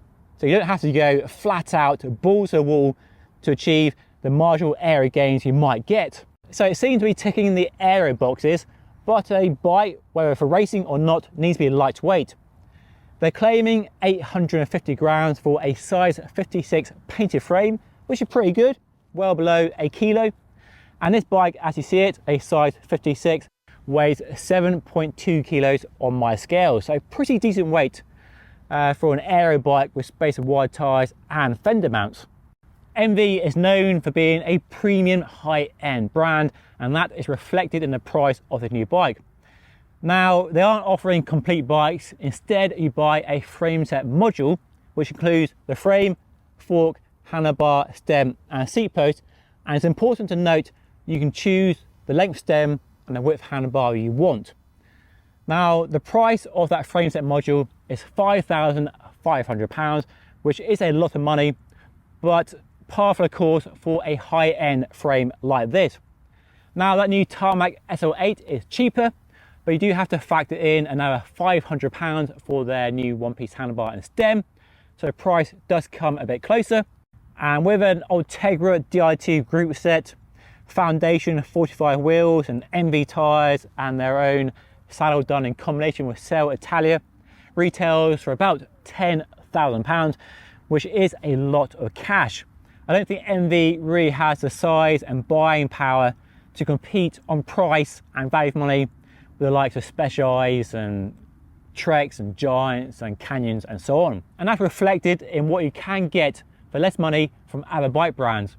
So for example, the brand new Specialized Tarmac SL8 and a Canyon Aeroad with a top level Dura-Race Di2 group set with a power meter is quite a bit less money as well. So let me share some likes and gripes with you after riding a bike for the last few months. My first like is the handlebar and stem. I love the fact it's a two-piece design, so you can swap the stem, handlebar for narrower, shorter, wider, whatever it is. That's really cool. And I love the shape of the handlebar. It's aero, but quite slim, so easy to fit your hands around when you're cruising along, and loads of bar tape as well. Flared drops as well, so more control when you're in the drops and descending and cornering. And we have a K-Edge computer mount as well with a GoPro mount underneath, really solid, not flimsy at all. So the whole cockpit setup is really smart. I really like this feature about the bike. The wide tire clearance on this bike is an amazing feature. Most race bikes max out these days at 32, but 35 is the stuff of endurance bikes, the same as that Canyon Enduro I reviewed the other day. Lots of you will know I love mudguards, and here in the UK, it's not always sunny like it is today, very often wet, even in the summer, not just the winter. Crazy, I know.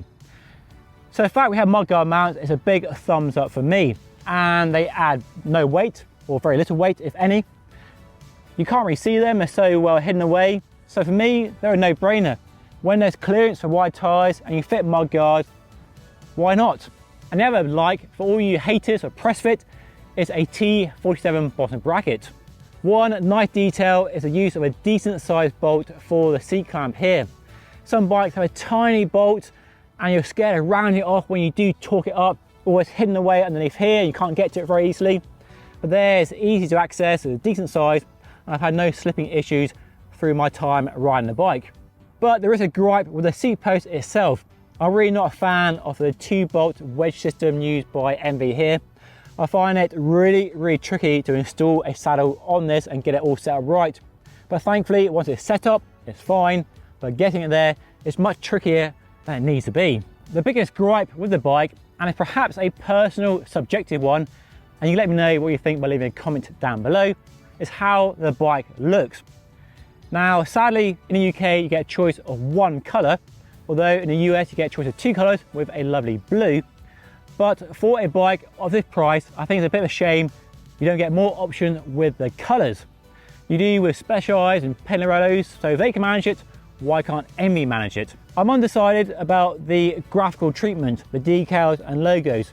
On a positive, it's understated and classy. On the other, a bit bland and boring. The geometry is kind of interesting on this bike too. Generally, it's all the typical race bike numbers, wheelbase, seat tube angle, head tube angle, and so on. But one key detail is the stack. The head tube is a lot taller than a giant TCR Advanced or a Specialized Tarmac SL8. Not by much, between 6 and 9 millimeters, so not a big difference, but a significant one, it has to be said. The reach is about the same, a tiny bit shorter by a few millimeters than those aforementioned bikes. Now, as you can see, I have the stem slammed, but many race bikes have quite a stack of spaces underneath the stem, like the Tarmac I rode the other day and the Colnago V4RS. So this taller head tube is a way around having a big chimney of spacers, but giving you a handlebar height that works when you're racing, or just riding for fun and speed. And I'd rather have a taller head tube than a short head tube and loads of spacers. So that is quite a smart move. So hands up, who rides a race bike but doesn't actually race? Yeah, me too. And there's nothing wrong with that, it's fine. I love the speed and the way a race bike handles, but I do miss and crave some of the more practical features, which is where the Melee scores so well. It reacts like a race bike. It's poppy, it's snappy, lively, and very, very engaging, and definitely very fast, even with me on it. But the high stack, the space of wide tyres, and the mudguard mounts means the bike I can ride into the autumn and winter with changing wheels and tyres and some mudguards, and that makes this a really exciting option, because rather than put your race bike away for the winter for fear of wearing it out or damaging it, you can keep riding it. The fit of the bike is really good for me. 5'11", 181 centimeters, and the fit is absolutely perfect. Not too slammed, not too high, nice stretch to hoods and the drops, working really well. One of the common themes of modern road bikes, whatever category you come from, is the increasing comfort.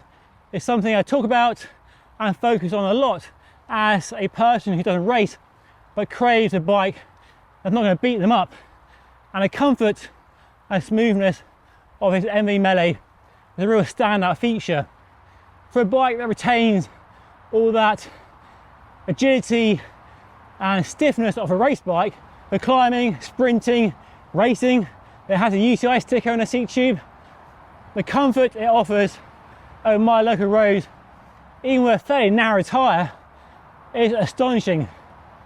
It's smoother than that Tarmac SL8, but not as smooth as that Canyon Endurace, and splits the difference really nicely between the two bikes.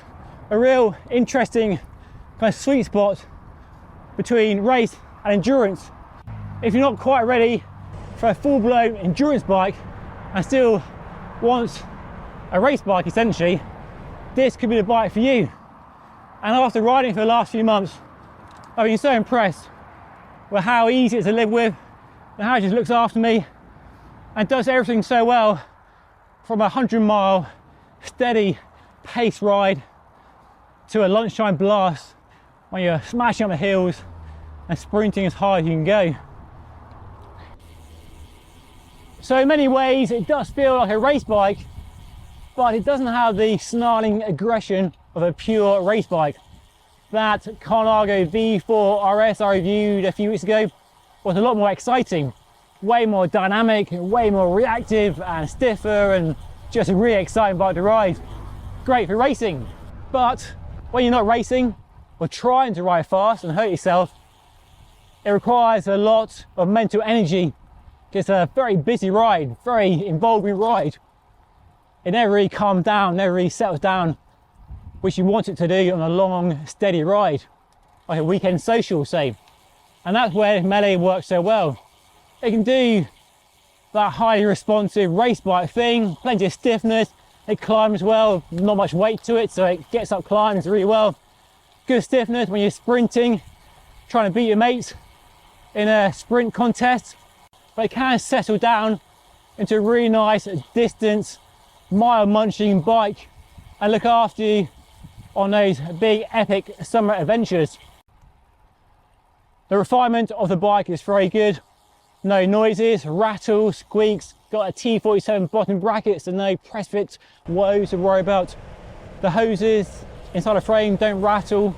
It's a very well built and very solid bike. And the ride quality is fantastic too. It's about as smooth as it gets for something that isn't a fat tire endurance or gravel bike. And it does float over rough roads really well. And I haven't even maxed out the tyre clearance on this bike. So scope to go much wider on the tyres, but even more comfort if you want it. So after riding it for several months, I do get what Enve is talking about when he calls it a modern road racer. It's as fast as it is practical. And for me, that's a really enticing combination. Specialized may claim their new Tarmac SL8 is one bike to rule them all. But I think the Enve Melee might have an opinion on that. So is the Enve Melee worth buying, or should you buy the new Tarmac SL8 instead? Well, I've ridden both bikes, and I think if you're concerned about weight, as many people are, and you want that racier position from a lower front end and a better choice of colours and potentially more aero, the Tarmac SL8 is a better choice. But I think the Enve Melee is a smarter choice for lots of people, myself included, because we have space of wide tyres and we have mudguard mounts as well, which makes it a great bike for year-round riding.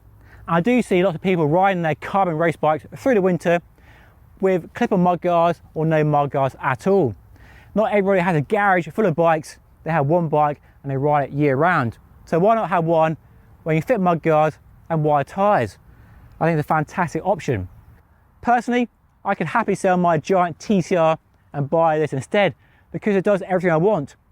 It's fast with me on it, space of wide tyres, good comfort, nice geometry, and of course mudguard mounts.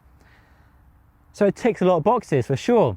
What is it like to ride a bike designed to win the Tour de France? Because this is a brand new Colnago V4RS, the Italian company's latest, greatest and fastest race bike in its long history. Visually, the new bike does look very similar to the old V4RS that I rode a couple of years ago. The drop rear stays, the shape of the down tube.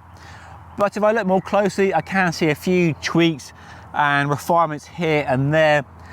But you have to look really closely to identify the differences. So they haven't really messed with their formula that much.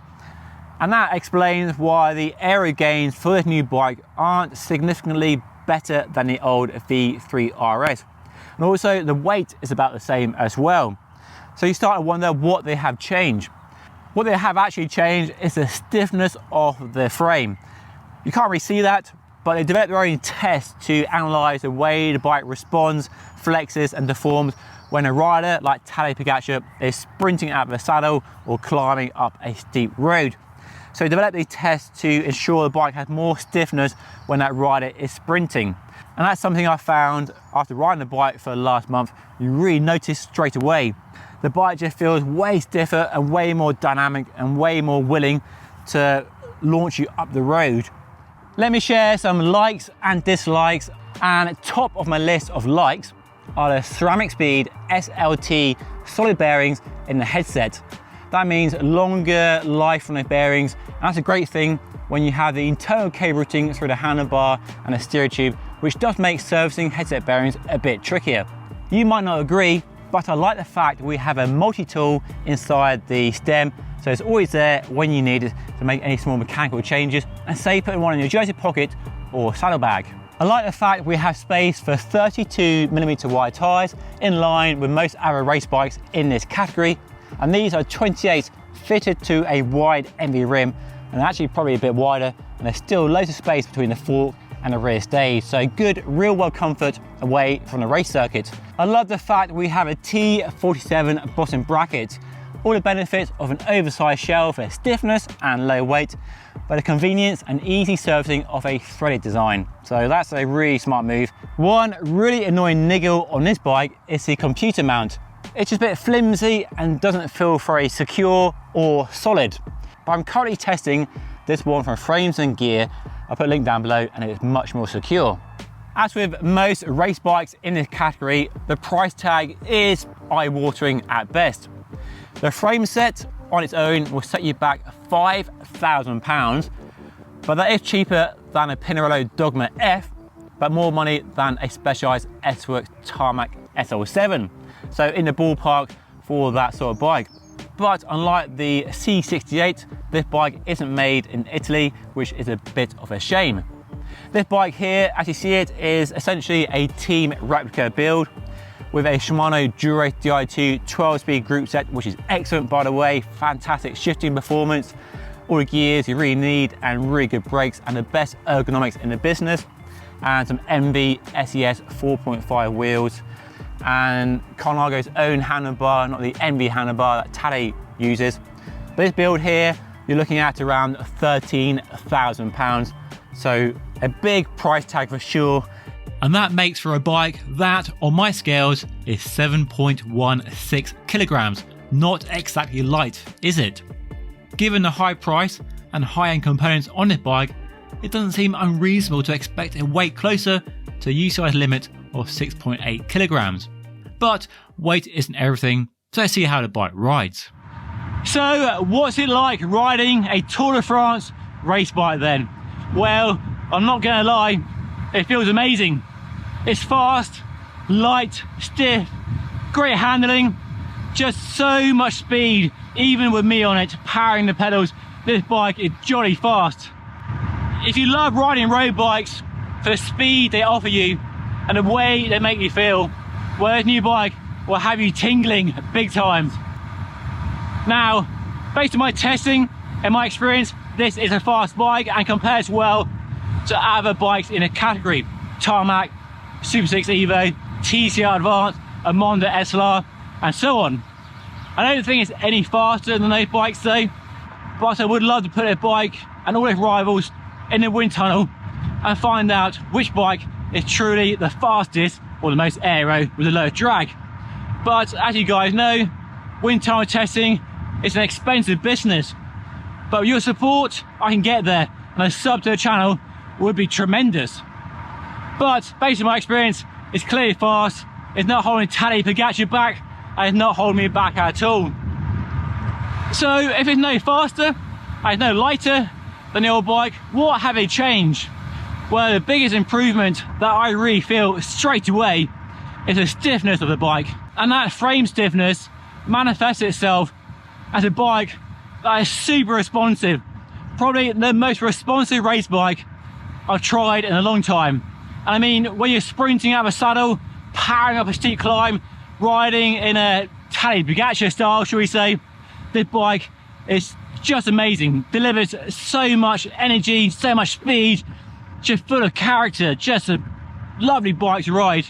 Thankfully, that abundant stiffness doesn't translate into a ride that is harsh or overly firm, but it's definitely not the smoothest race bike I've experienced, even with 28mm wide tyres at low pressures like 55 psi front and rear.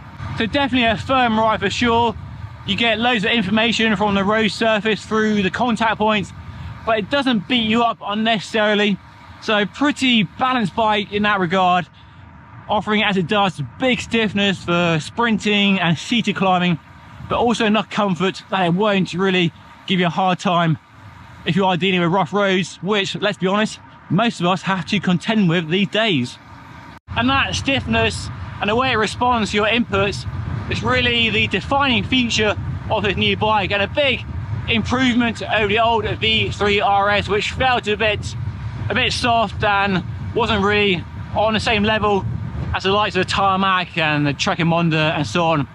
So the improvements to the new bike definitely push it beyond where the current Tarmac and the Cannondale and the SuperSix EVO, the new one, are right now. So definitely one of the stiffest, most responsive bikes I have yet ridden. And I really like the way the bike steers, turns and handles too, thanks to that slacker head angle, slacker than most other race bikes. And where that really benefits you is on downhills. The longer, the faster, the twistier, the more the bike gives you bags and bags of confidence. If you live in the mountains and you live for descent, this is the bike to have. Handling is so good compared to steeper race bikes. And I think that's probably my favorite feature of a Colnago race bike. That handling just in a class of its own, so good. You really have to try it to see what you're missing. That's all very well, but how does a V4RS compare to the company's own C68? Well, I'm in a very fortunate position of riding both bikes back to back with the same wheels and tyres. The two bikes do have a lot in common, but I can distill the differences between the two into one simple sentence. If you're racing, choose this bike. If you're not racing, choose the C68. That's a bike I would choose over this one. Same geometry, same fantastic handling, but the C68 is a bit smoother and I think it looks better. I love the fact it's made in Italy still and all the heritage going back to the C40 in the 1990s. So that's a bike I personally would choose. The new bike comes in 7 sizes and this is a size 51, with 51 referring to the seat tube length, which measures 51 centimeters. The effective top tube is actually 55 centimeters. I normally prefer a 56, so it's in the right range for me. Personally, I prefer a slightly longer stem, give me the perfect reach, but you can't do that very easily with a one-piece handlebar and stem. But the fit is pretty good for me with a saddle in the middle of the rails. I would, if I buy the bike, slam the stem, get right down onto the top headset spacer as I have on my C68. But if you're buying a bike and you want a slightly higher fit, it's not a bad option. It looks okay with the aero spacers and it means you can access the drops a bit more easily. I won't dive into too much detail of the geometry, but there's one thing that's really worth talking about because the key difference to other bikes in this category, and that is the head angle and a seat tube angle. So here we have a 71.8 degree head angle, which is slacker than the more typical 73, and the seat tube is 74, so a bit steeper than a normal 73. And the difference that has in the way the bike steers and the way it handles descents is just amazing. The brand new Pinarello Dogma F. Now this is a race bike and ultimately designed for the pros, like the Ineos Grenadier pros racing around France right now as we speak. But what matters to me as a keen cycling enthusiast is how it actually translates to normal riding at normal speeds on normal roads, which us normal people do on a regular basis. So that's the sort of stuff I'm interested in because we know it's a good race bike. We see the pros race the bike all the time, so that isn't in doubt. But how does that performance actually translate into usable performance for us regular folk? Well, let's dive in and have a closer look and then hit the road and go for a pedal. So a very, very striking looking bike, isn't it? Always has been the Pinarello way. Definitely not a bike that can be accused of looking like any other bike in the peloton these days. But to be honest, never been my cup of tea. Too many curves and swoops. And this new version, based on the F8, launched way back in 2016, a collaboration between Pinarello and Jaguar, the car sponsor of Team Sky back then, took the Dogma into an aero lightweight direction, which they continue to evolve and refine in the years since. And the new version continues that evolution and definitely takes a big step forward in some areas. We still have a curvy, swoopy fork, those little fork tabs for more claimed aero and new enclosed through axle end caps, which I like, and BMC have done that as well. And the same at the back as well. So that's pretty cool, I do like that. But it's a down tube that is a star of the show, I guess. It's really skinny up around this new deep head tube. And then if I remove the bottle, it flares out to kind of shield the water bottle from airflow, aero optimized on the front and really kind of narrow there and really fattens down to the bottom bracket. And if I pan around to the other side, we can see the new bottom bracket area, all in the pursuit of aerodynamics. Look how big that is, kind of flat along the top section there into the massive chainstays. They are huge. And I've had a few comments about riding an e-bike, but I can confirm it's hollow. There's no battery, there's no motor down there, and still an Italian threaded bottom bracket down there as well. And then a dropped rear stays, nice flared seat stays. The seat clamp is now enclosed inside a carbon fibre seat tube there with 2 bolts in the back of the seat clamp there with an aero seat post. And then we have an evolution of their one-piece talon handlebar.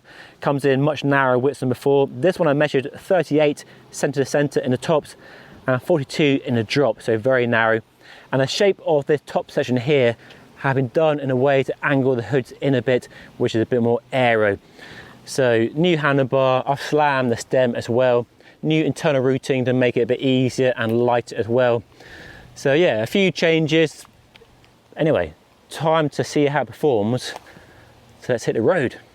I should mention the price and specification as well. I'm essentially riding an Ineos Grenadier team replica bike with a Shimano Dura-Ace DIT group set, 12-speed electronic shifting, hydraulic disc brakes. The only deviation from the team spec are the wheels, where they normally run a Shimano C50. I'm running Princeton wheels with their wavy rim profile and a claim weight of just 1,300 grams, so very lightweight, and shod with a 28mm wide Conti GP 5000 STR tyre, running tubeless as well, so nice low pressures, 50-55 psi. And the price of the bike is $14,500, or about £12,500 in the UK. So a lot of money, big money. Definitely not the best value offering in the world these days compared to a Canyon or a Giant. You can even get a special Tarmac SL8 for a bit less. So go for a spin, see how it performs, hopefully before the rain arrives, which is on the horizon. And I basically want to find out if it's a race bike that works as a normal road bike. If you're buying it with your own money, can you tap into that performance with no real downside? And straight away, yes, it's a fast bike. What were you expecting me to say? It's slow? That's not what the F in Dogma F stands for, is it? Clearly fast. I can't compare it to the previous generation Dogma F. I never rode it.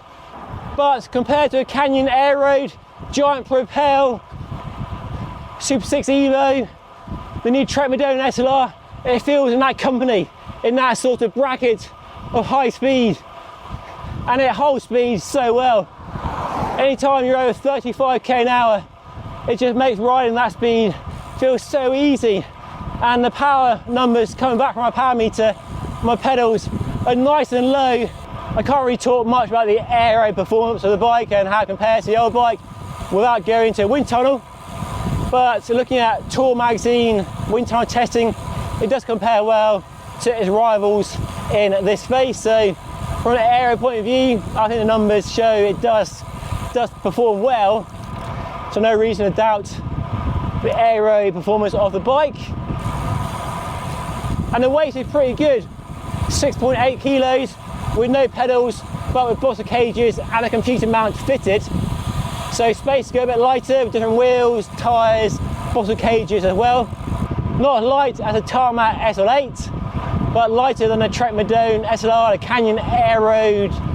The Giant Propel comes very close in the Advanced SL trim, and it's only a bit heavier than the new Verticale SLR. So yeah, it's a decent weight, but the frame itself is about the same weight it's been for 10 years or so.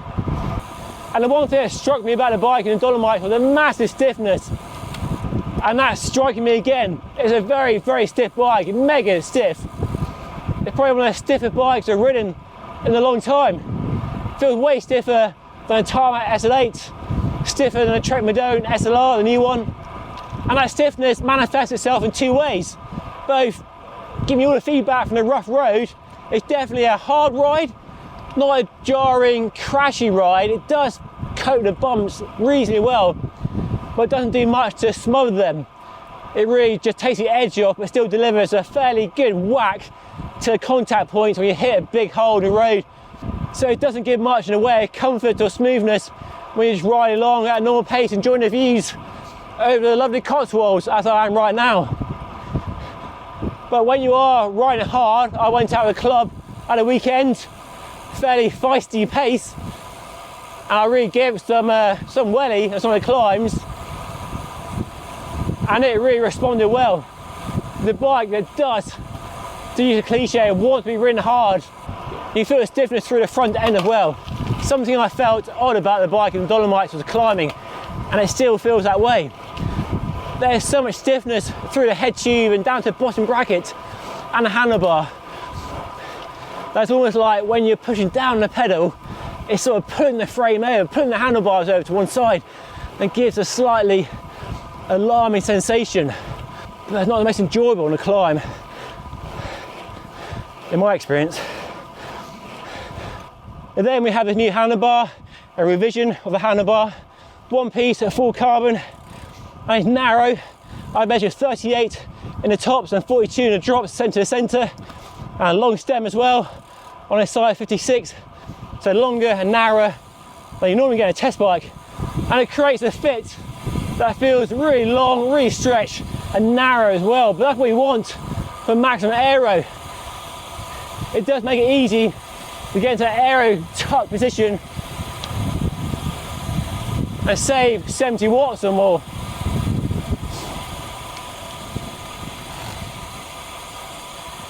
I do like having lots of bar tape right up to the centre as well though. It's like great when you're climbing.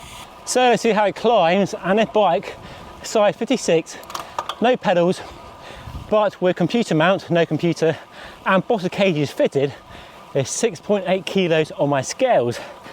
So you could go lighter with some lighter bottle cages, but pretty light on the U-side weight limit. And by the time you add some power meter pedals and a saddlebag, you're into the low 7 kilos, which is pretty good. Not as light as the Tarmac SL8, but lighter than the Madone SLR, Canyon Aeroad, and other bikes like that.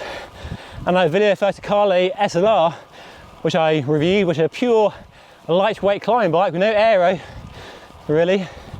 I do like the idea of a combined aero lightweight bike as well, not have to choose one or the other. It's lighter than a pure aero bike like a Canyon Aeroad or a Madone, but not as light as a Enve Melee SLR or a Bianchi Specialissima or another lightweight bike. The Tarmac SL8 still tops it for weight, and the aero is in the same ballpark according to Tour magazine. And the gearing on the bike shows that while it's a race bike, it has the end consumer in mind with a compact 50-34 chain set, which you could race, but if you're racing, you want a 52-36 or 53-39, not a compact. Well, I'm glad of the compact today for the riding I'm doing, which is definitely not racing. Occasional bursts of speed though. Something that really struck me about the performance on the bike in the Dolomites was its descending performance. The way it went through corners was quite remarkable, and that's something here on my local roads that really impressed me. That slightly flared handlebar and the geometry makes it a super fun bike on the way down. As it feels so calm and so settled at high speeds through the corners.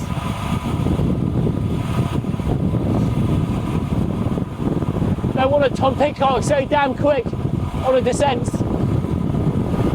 Something about the bike, the geometry, the head angle, the wheelbase, the fork trail, and so stable as well.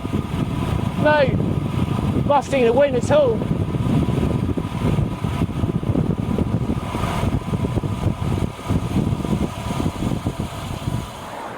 The more I ride the bike, the more I really do warm to it. Something quite intoxicating about a bike. It's so race focused, so singularly focused on going as fast as possible, and the hell comfort and sort of ride quality. And if you are riding fast all the time, that's all you care about, then the bike clearly delivers. But it's not a bike that likes being ridden slowly and doesn't really give you anything back, doesn't reward when you do ride slowly. The stiffness of the frame becomes even more apparent at low speeds on rough tarmac, giving you all that feedback you don't want. And it's only clearance for up to a 30mm wide tyre, which isn't wide enough if you want more clearance around your 30s you might be fitting, or go up to 32 for winter riding. As advanced as the bike is in so many ways, it's definitely behind a curve in others, and tyre clearance isn't anywhere near the rival bikes in the category. So an amazing race bike, that much is clear. If you're racing, yes, a fantastic option. But if you're not racing, I'd argue there are probably better choices, bikes that will be more enjoyable to ride, where you're not going absolutely hammering tongs, flat out fast everywhere. So I have enjoyed riding the new Dogma F on my local roads, a lot drier than the ones in the Dolomites last month. And it's a bike that loves being ridden fast, and if you ride fast, it's a lot of fun, but not so much fun when you ride slowly. So better, faster then, which is largely the point of a race bike. And as a race bike, it does deliver massive levels of stiffness, pretty low weights, clearly aerodynamic, but uncompromising in our pursuit of all-out speed. So for the pros racing for a living, yes, the bike does deliver what they want and need, and based on their feedback, of course. But for normal riding, for people not racing but enjoying the sensation of a fast bike, it doesn't quite work for me. There are race bikes that deliver all the speed and performance and stiffness, but with more comfort and more usability away from the race circuit and for riding regular roads, which are poorly surfaced in most places, at normal speeds, which are much lower than the pros are capable of. So yes, an amazing race bike, not such an amazing normal road bike for us mere mortals, in my opinion. And a big chunk of cash as well, nearly $15,000, nearly £13,000 here in the UK is a big chunk of cash for sure. And there are better value options from Canyon and Giant and other brands like that, offering similar levels of performance and arguably more comfort and smoothness and compliance, but for less money. So for me, it's a bike to consider if you want a race replica bike and you have smooth roads where you ride and you do ride fast and you do race and you have some very, very deep pockets indeed. Welcome to Just Ride Bikes. I'm David, and this is the brand new Canyon Aeroad CFR.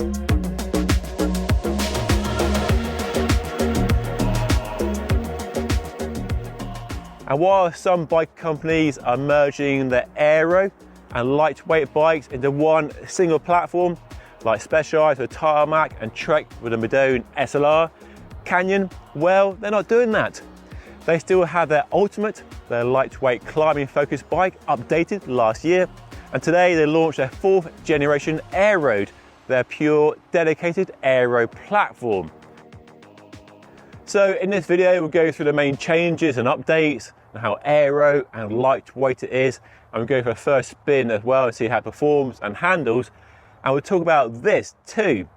It might be the only bike I know with handlebar drops you can replace for more aero ones, and also change the width as well. So fairly interesting. We'll talk about those later in today's video, but let's dive in and have a closer look at a brand new Canyon Aeroad CFR. So what have they changed then? Because visually it looks the same as the old bike, doesn't it? Just a copy and paste, right? Well, Canyon says the goal for the new bike was to find more stiffness in key areas, find a bit more aero where they could, and also drop the weight as well. The usual goals of any top level race bike. Now the previous generation Aeroad was already a very aerodynamic race bike. In German magazine Tours testing in a wind tunnel at 45 kph, they found it required just 204 watts, so compared very well to other bikes in this space. And Canyon claims in their testing that the new bike is marginally more aero than the old bike. As with all aero claims, take them with a pinch of salt. And that improved aero comes from a few key changes. We have a much narrower, slimmer head tube, a slimmer down tube as well, and a much deeper fork design than the old bike owing to new revised UCI rules, and of course a one-piece handlebar stem, which we'll come back to in a moment because it's a big change right there.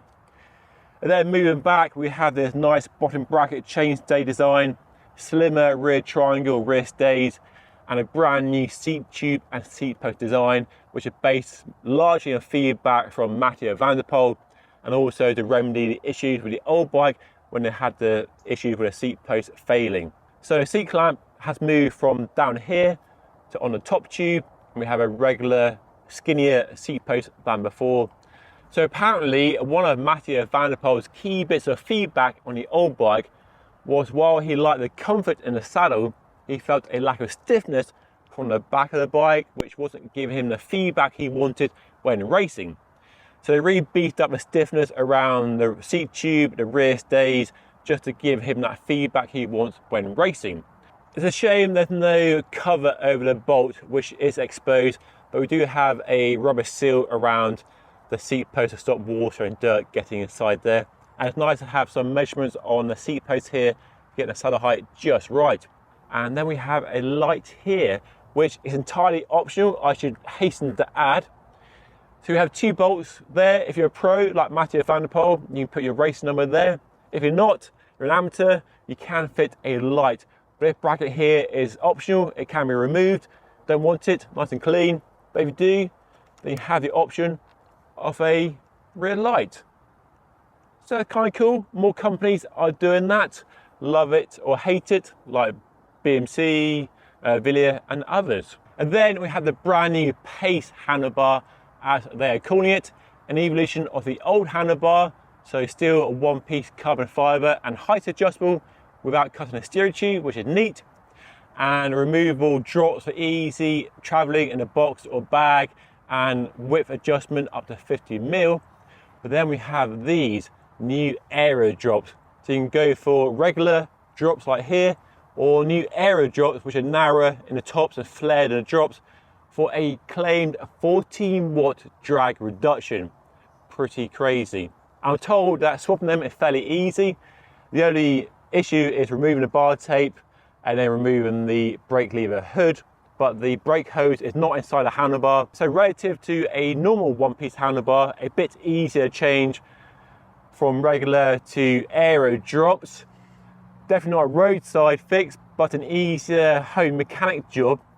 But given it's an aero bike, I don't know why it doesn't come with the aero drops fitted, because if you're riding a bike, you probably want maximum aero, so just put these on in the first place and have these as an option would make a lot more sense in my opinion. And then we have the gear groove, a feature borrowed from the Grail gravel bike I reviewed last year, and essentially a modular system. So it fits a GPS computer like I have here, an iPhone or Android phone on there, or some time trial extensions if you're into crazy sports like duathlon or time trial or Ironman. So you have a time trial bike as well as an aero road bike. And it's a nice way to offer that sort of modular adjustment for different features. And I can see them growing that list of accessories, lights and bar bags maybe, for the gravel bike definitely. But as somebody who has no interest in using time trial extensions, I do miss the clean looks of the old handlebar, because I think this gear groove is a bit unsightly, it's a bit ugly on a nice clean aero bike like this compared to other handlebars on other bikes. So maybe it's just me, but I think that's a bit ugly. But let me know what you think by leaving a comment down below. For clarification, professionals like Mathieu van der Poel are riding a similar handlebar with the same removable drops but no gear groove, and a 20mm reduced stack height for the aggressive fit they prefer. And no, sadly you can't buy this handlebar at present, although I'm sure some people would happily choose it. So race bikes like this, in the hands of the pros at least, have to stand up to lots of abuse. So Canyon has really worked on making the bike easier to service and look after. So we have T25 bolts across the entire frame, so it makes adjusting anything on the bike much easier. And all the bolts are machined and manufactured in Germany as well. And then inside the headset we have a titanium bearing seat on the fork and double lip seals to ensure the bearings don't get washed away by the daily jet washing of a pro mechanic. We have, like BMC and Pinarello and others, enclosed through axle end caps on the fork and the rear stays, which I really like, and that is fast becoming a new trend in the road bike world, and one I can't find any complaints about so far. And the bike still has space for 32mm wide tyres and comes fitted with 28, so space to go wider if you want and still have good clearance for dirt and grit and rain to get around the tyres when you're riding in gritty UK conditions, or riding across the cobbles of northern France and Belgium. But then my favourite feature on the bike, and I'll demonstrate, underneath the fork we have small rubber stoppers, so when you take the front wheel out, as I do right now, you can safely put the fork down without fear of scratching the carbon on your expensive bike. So that's really cool. I don't know why other manufacturers don't do that. So if you're changing a front wheel puncture, that is genius. All we need now is a kickstand on the back for changing the rear wheel, and we're sorted. So getting the front wheel in is a bit trickier, as I've demonstrated, because we have quite large openings around the through axle, which means you have to really guide the fork around the wheel hub very carefully. So there we go, nice detail. Right, before we get changed and go for a ride, let's talk about the price. And Canyon is known for good value for money, and they are offering the new bike in CF SLX and the CFR versions. There's no CF SL for some reason, but the range starts from just under £4,000 here in the UK with a SRAM Rival AXA group set, and then goes all the way up to the bike I have here, the top of the range model, the CFR, with a SRAM Red AXA group set and these very nice looking Zip 454 NSW wheels, which retail for over £3,000 on their own. And this entire bike will set you back just under £9,800, which, yes, it's a lot of money, I know that, but it's a lot less than the Pinarello Dogma F I've just been riding, or a Tarmac SL8 or a Trek Madone SLR with a similar list of equipment. And the bike here is 7.1 kilos on my scales. So let me get changed, we'll go for a ride and see how it performs and give some first impressions ahead of my full review in the next few weeks' time.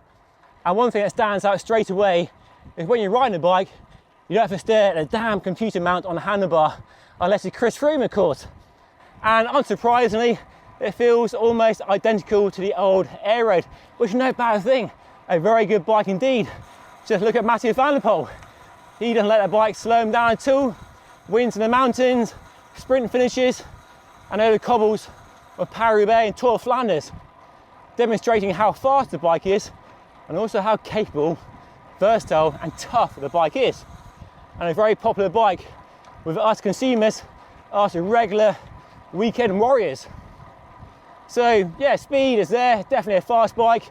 I can't really say where it's any faster than the old bike in my sort of real world testing, but it's definitely up there with Trek Madone and other top end aero race bikes. It's not a slouch at all, really, really quick. And there is something very appealing about blasting along the road, hell for leather, as fast as you can on a bike like this. The speed it gives you is definitely above a lightweight all-rounder, and I reckon it feels quicker in my testing than a Tarmac SL8.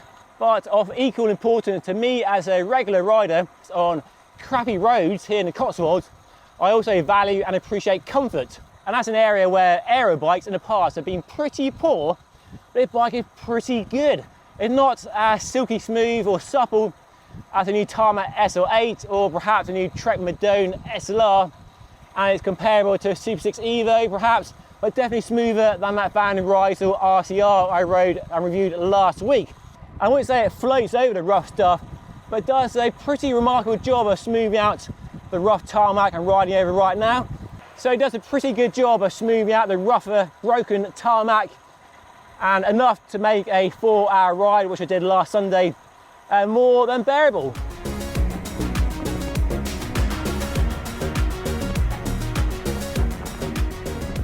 The other detail that really stood out in the presentation of the new bike is how Canyon claims the new bike is as aero with 50mm deep rims as the old bike with 62mm deep rims.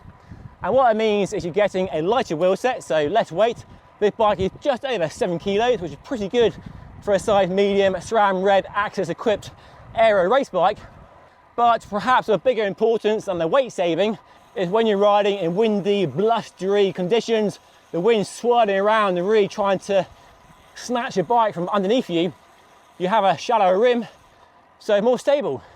And I rode in some quite windy conditions the other day, and the bike did feel pretty planted when dealing with some quite erratic wind at times. So that's a small detail, but one that for me increases the usability of the bike for us amateur cyclists, but that makes it easier to live with and just less of a handful than an aero bike with some really deep wheels. Also very nice to have an aero bike that's just a tickle over 7 kilos, so not heavy at all. And on my local big climb, it's not long but very steep, 20-25% in places, the bike felt pretty good. Not quite as scintillating as that Tarmac SL8, the S-Works version, or the new Enve Melee SLR, and has, importantly for me, that feeling of a lightweight bike beneath you or between your legs. I've only been riding the bike for about 2 weeks now, so not enough time to uncover any issues yet, but there is one that struck me straight away. And we have these lovely fancy carbon cages, and the bike came with Canyon's own water bottles, which fit very well, very snug, no rattling. But if you have your own bottles you prefer, like these, they don't fit. They rattle and they could easily fall out. So that's a real shame. I don't know why the cages don't fit a regular water bottle, only their own bottles.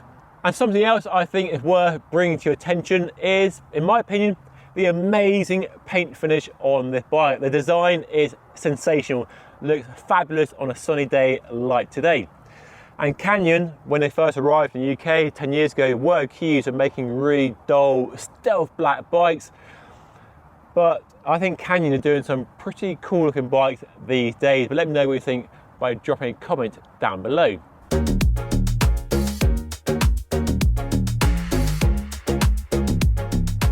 So some very good first impressions on the new Canyon Aeroad CFR. Stay tuned for a more in-depth review very soon by hitting that subscribe button down below.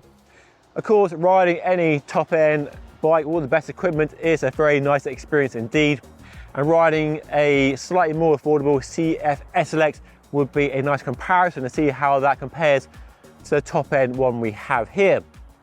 But even though it's very expensive and very top-end, it's still a lot cheaper than the Pinarello Dogma F I was riding very recently, and in my experience, a nicer ride. Way more comfort, way more real-world usability and smoothness and ride quality than that Pinarello, and definitely a more appealing price tag as well. And you are getting amazing equipment too. The wheels, the tyres, that 3D printed saddle, that's very comfy indeed. So some top level specification. So given how fast this bike is and how light it is and how nicely it rides, it does make you wonder why you choose the Ultimate over this bike and not take the aero gains, whether you believe them or not, and have a bike that rides sensationally well across, over, up and down all sorts of roads. If you want a race bike on a budget, then how about this? The brand new Rysel RCR. It's the most exciting, most in demand, the most hyped new road bike on the market right now. But is it actually any good? Is it worth the hype? So let's start with the design of the bike. And the company says it's trying to be both aerodynamic, which we can see it clearly is, and also lightweight, in the same way as the specialized Tarmac SL8 and the new Trek Madone SLR. And the bike is pretty lightweight. This model, with no pedals in a size large, is 8 kilos, and the frame on its own is pretty lightweight as well. A claimed 830 grams for a size medium, which is pretty good for the company that the bike keeps. And even more impressive when you consider the gap to the Pro level model, which has higher modular carbon fiber, is 790 grams. So the gap between this model and that Pro level one isn't that big. And some bike brands definitely have a bigger weight difference between their top tier models and their mid-range entry-level models with the same frame shapes but different grades of carbon fiber. And while it looks like a copy and paste job, it most certainly isn't. The company have worked with the French aerospace agency with a wind tunnel near their headquarters in Lille. So it's been properly CFD designed and tested in a wind tunnel. So it's not aero-inspired like some bikes are, but actually aerodynamic. And testing by German Tour magazine definitely validates this aero claim. 207 watts at 45 kilometers per hour, which is in the same company as the Madone, the Tarmac, the SuperSix EVO, the Canyon Aeroad, and other sort of aero lightweight bikes like this. Although for clarity, that Tour magazine test was on the Pro level model, with a one-piece carbon fiber handlebar measuring just 35 centimeters wide and different wheels, so worth bearing that in mind.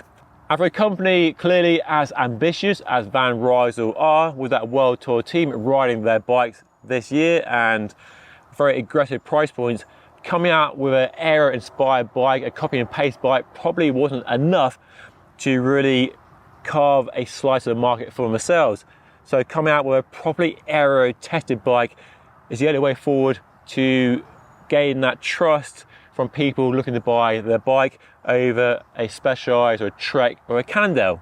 So some likes and dislikes then, and I like the fact we have a two-piece handlebar and stem arrangement, which at this price point probably makes a lot of sense.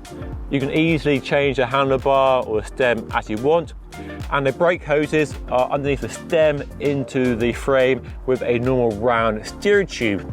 And you can adjust the height of the stem with the spaces here that remove and slam the stem as I've done. If I kept the bike, I would chop that steering tube off and have a nice, clean, flush appearance. But one dislike is the width of the handlebar. This size large bike has a 44 centimeter wide handlebar, which simply put is too wide for an aero bike, given the benefits of a narrow handlebar. The Pro level bike has a crazy narrow handlebar, so this bike should have a narrow handlebar as well. So that is a missed opportunity to not give us more aero on this bike at this price point, but something you could change, but you shouldn't have to on a bike costing £4,500. It may be a race bike, but it's unlikely most people buying this bike will actually be racing with it. So I'm glad we have some nice real world usable gears here. I'm a big fan of the SRAM Rival AXA group set. I've been riding it on my own bike for the last 2 years and it's been reliable and hasn't let me down at all. And we have some nice sensible gears too. A 48-35 chain set and 10-36 on the back, so big range, good top end for going flat out fast, and some nice easy climbing gears. So definitely better than the bigger race focused gears you get on a top level pro race bike. I also like the fact we have a power meter as well, which at this price point definitely isn't a given. I also like the fact we have space for 33mm wide tyres, which is comparable to most aero race bikes. They're usually around 32, maybe 33, but there are outliers like the Enve Melee, which go up to 35, and the bike comes spec with 28mm wide tubeless tyres with tubeless wheels as well. These have inner tube fitted, but an easy swap to put some valves in there and some sealant rather than an inner tube, and you have a nice lightweight wide tyre tubeless setup. Right, here we are then, riding the new van Rysel RCR on my local roads, on the same routes I actually use for testing all the bikes here at Just Ride Bikes, including of course the Tarmac. So flat roads, some nice punchy climbs, some fun corners and descents. It's a good test of a race bike like this. And we'll give it some power and some beans on some of the climbs in a bit and see how it handles all that. And straight away, it feels very good and feels familiar as well. Geometry, not a million miles away from a Tarmac or other top-end race bike. So clearly a bike that is as aero as they say it is, and they say it compares well to other top-end race bikes like the Tarmac, and I can fully believe that based on my riding, comparing the numbers to other test bikes on these same roads. A race bike needs to have fantastic power transfer, super stiff when you're sprinting and climbing. So got a little hill approaching, let me give it some beans and see how the bike responds. So not a climbing bike, but billed as an all-round bike, so it needs to climb well as it does go fast on the flats.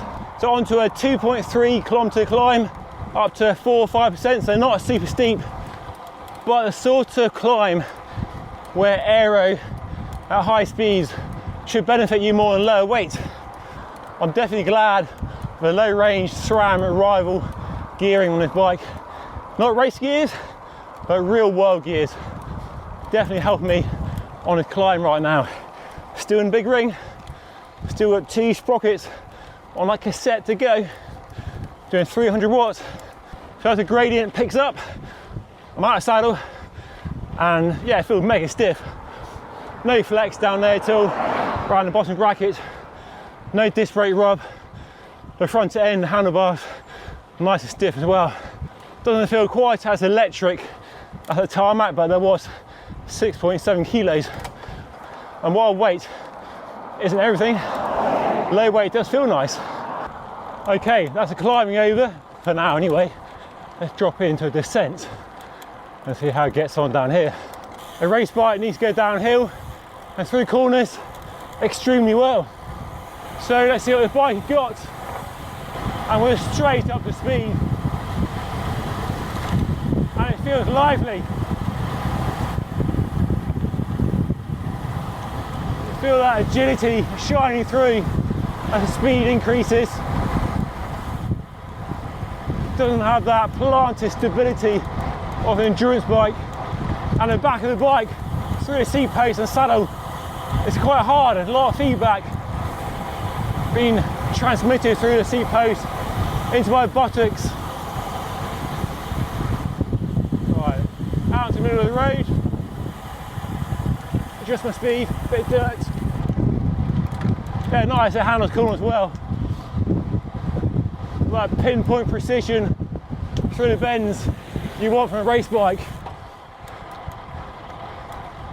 It moves around very easily, very lively bike indeed. Fairly quick steering, even at high speed, just as I want from a race bike. Outside I'll give it a bit of welly into the next section. Dodging potholes. Yes, that rough tarmac there showing up his lack of composure. I've got to say, I'm impressed with this bike. No wonder the team are having so much success this year. Not down to the bike, of course, the riders and their amazing fitness. But, there's a but. For all the speed, there's definitely a lack of comfort and compliance on rough roads. So right now, I'm on a rough road. I'm used to testing the comfort of bikes, and it's not amazing. It reminds me of an older aero bike, like a Scott Foil or an early Specialized Venge.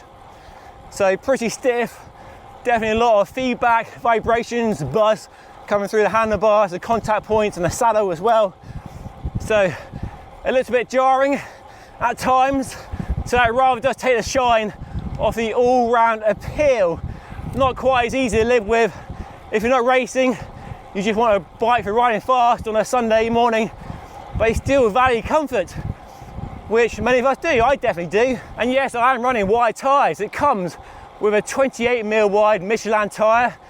I'm running low pressures with Zip 303S wheels. So I put my own control wheels in there, some Enve SES 4.5s with Conti GP 5000s, tubeless at the same low pressures, and the comfort was definitely improved. So if you buy a bike, go tubeless to benefit from the extra comfort you get. But with those wheels fitted, those Enve wheels, it's still quite a firm ride and not as smooth as the new Tarmac, the Madone, or even a giant Propel. So my takeaway is Van Rysel have built a fantastic race bike that is damn quick and rides extremely well for a race bike. So if you are racing, this is definitely a good option. If you buy a bike for blasting around on a Sunday morning and love going fast and don't care about comfort, then yeah, crack on. But if smoothness, that ride quality is something that you do value, I don't think the bike quite works for me. There are better options for race bikes that are both fast, but also offer that kind of real world comfort. So a bike that floats along a rough stretch of tarmac won't lead to a jittery ride and just be more pleasant to live with on a daily basis if it's your one bike and you're not racing. But if you're racing, boy oh boy, is it a quick bike, and definitely up there with the fastest bikes I've ridden so far here on Just Ride Bikes. When you consider the performance the bike offers, it is an absolute bargain. And that's partly why the bikes are in such demand right now and the prices are so good. And does remind me of when Canyon first arrived in the UK about 10 years ago and people couldn't buy them quickly enough. So the bike here is the most affordable, cheapest model in the range and retails for £4,500 with Zip 303S wheels, Michelin 28mm wide tyres, a SRAM Rival Axis group set, and Dada handlebar and stem, and a Physique saddle. So all good quality kit, no shortcuts in that department at all. And if you are feeling a bit more flush, you can move up to £5,500 for the first of the Pro models, and goes up to £9,000 for what is essentially a team replica bike with a Shimano Dura-Race Di2 group set with a claim weight of 6.9 kilos. And that is still a lot of money. 9 grand is still a lot of cash. but compared to what a Trek, a Specialized, a Cannondale will cost you the same group set and parts, it's pretty damn good. And that's why the bikes have become so popular in a very short amount of time. But back to this bike and that brand I mentioned earlier, Canyon, do offer a bike in their range, a CFSL7 Axis, which has the same group set and carbon fiber wheels. It's actually £100 cheaper and does have a one-piece carbon aero handlebar and stem, and is a bike we all know rides extremely well. But the advantage does swing back to Van Rysel in the fact you walk into a Decathlon superstore and buy the bike rather than buy it over the internet and wait a few weeks or months for it to arrive in the post in a large box. And compared to a Specialized Tarmac SL8, well, you're looking at £6,000 for a bike with the same components. Say no more. The Van Rysel RCR does have the Tarmac SL8 licked when it comes to value for money.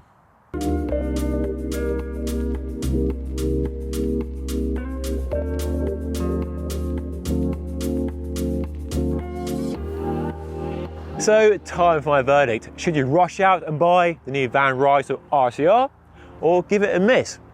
Well, comfort issues aside, the performance, speed and handling are all very impressive, and the value for money is very good indeed, and definitely better than a Specialized Tarmac SL8 with the same group set on. But that Canyon Aeroad I mentioned earlier does run the bike very closely. Between the Van Rysel and the Canyon, I think for me the Canyon nips it just by a whisker. That one-piece carbon aero handlebar and stem, and a slightly smoother ride quality as well, but extremely close.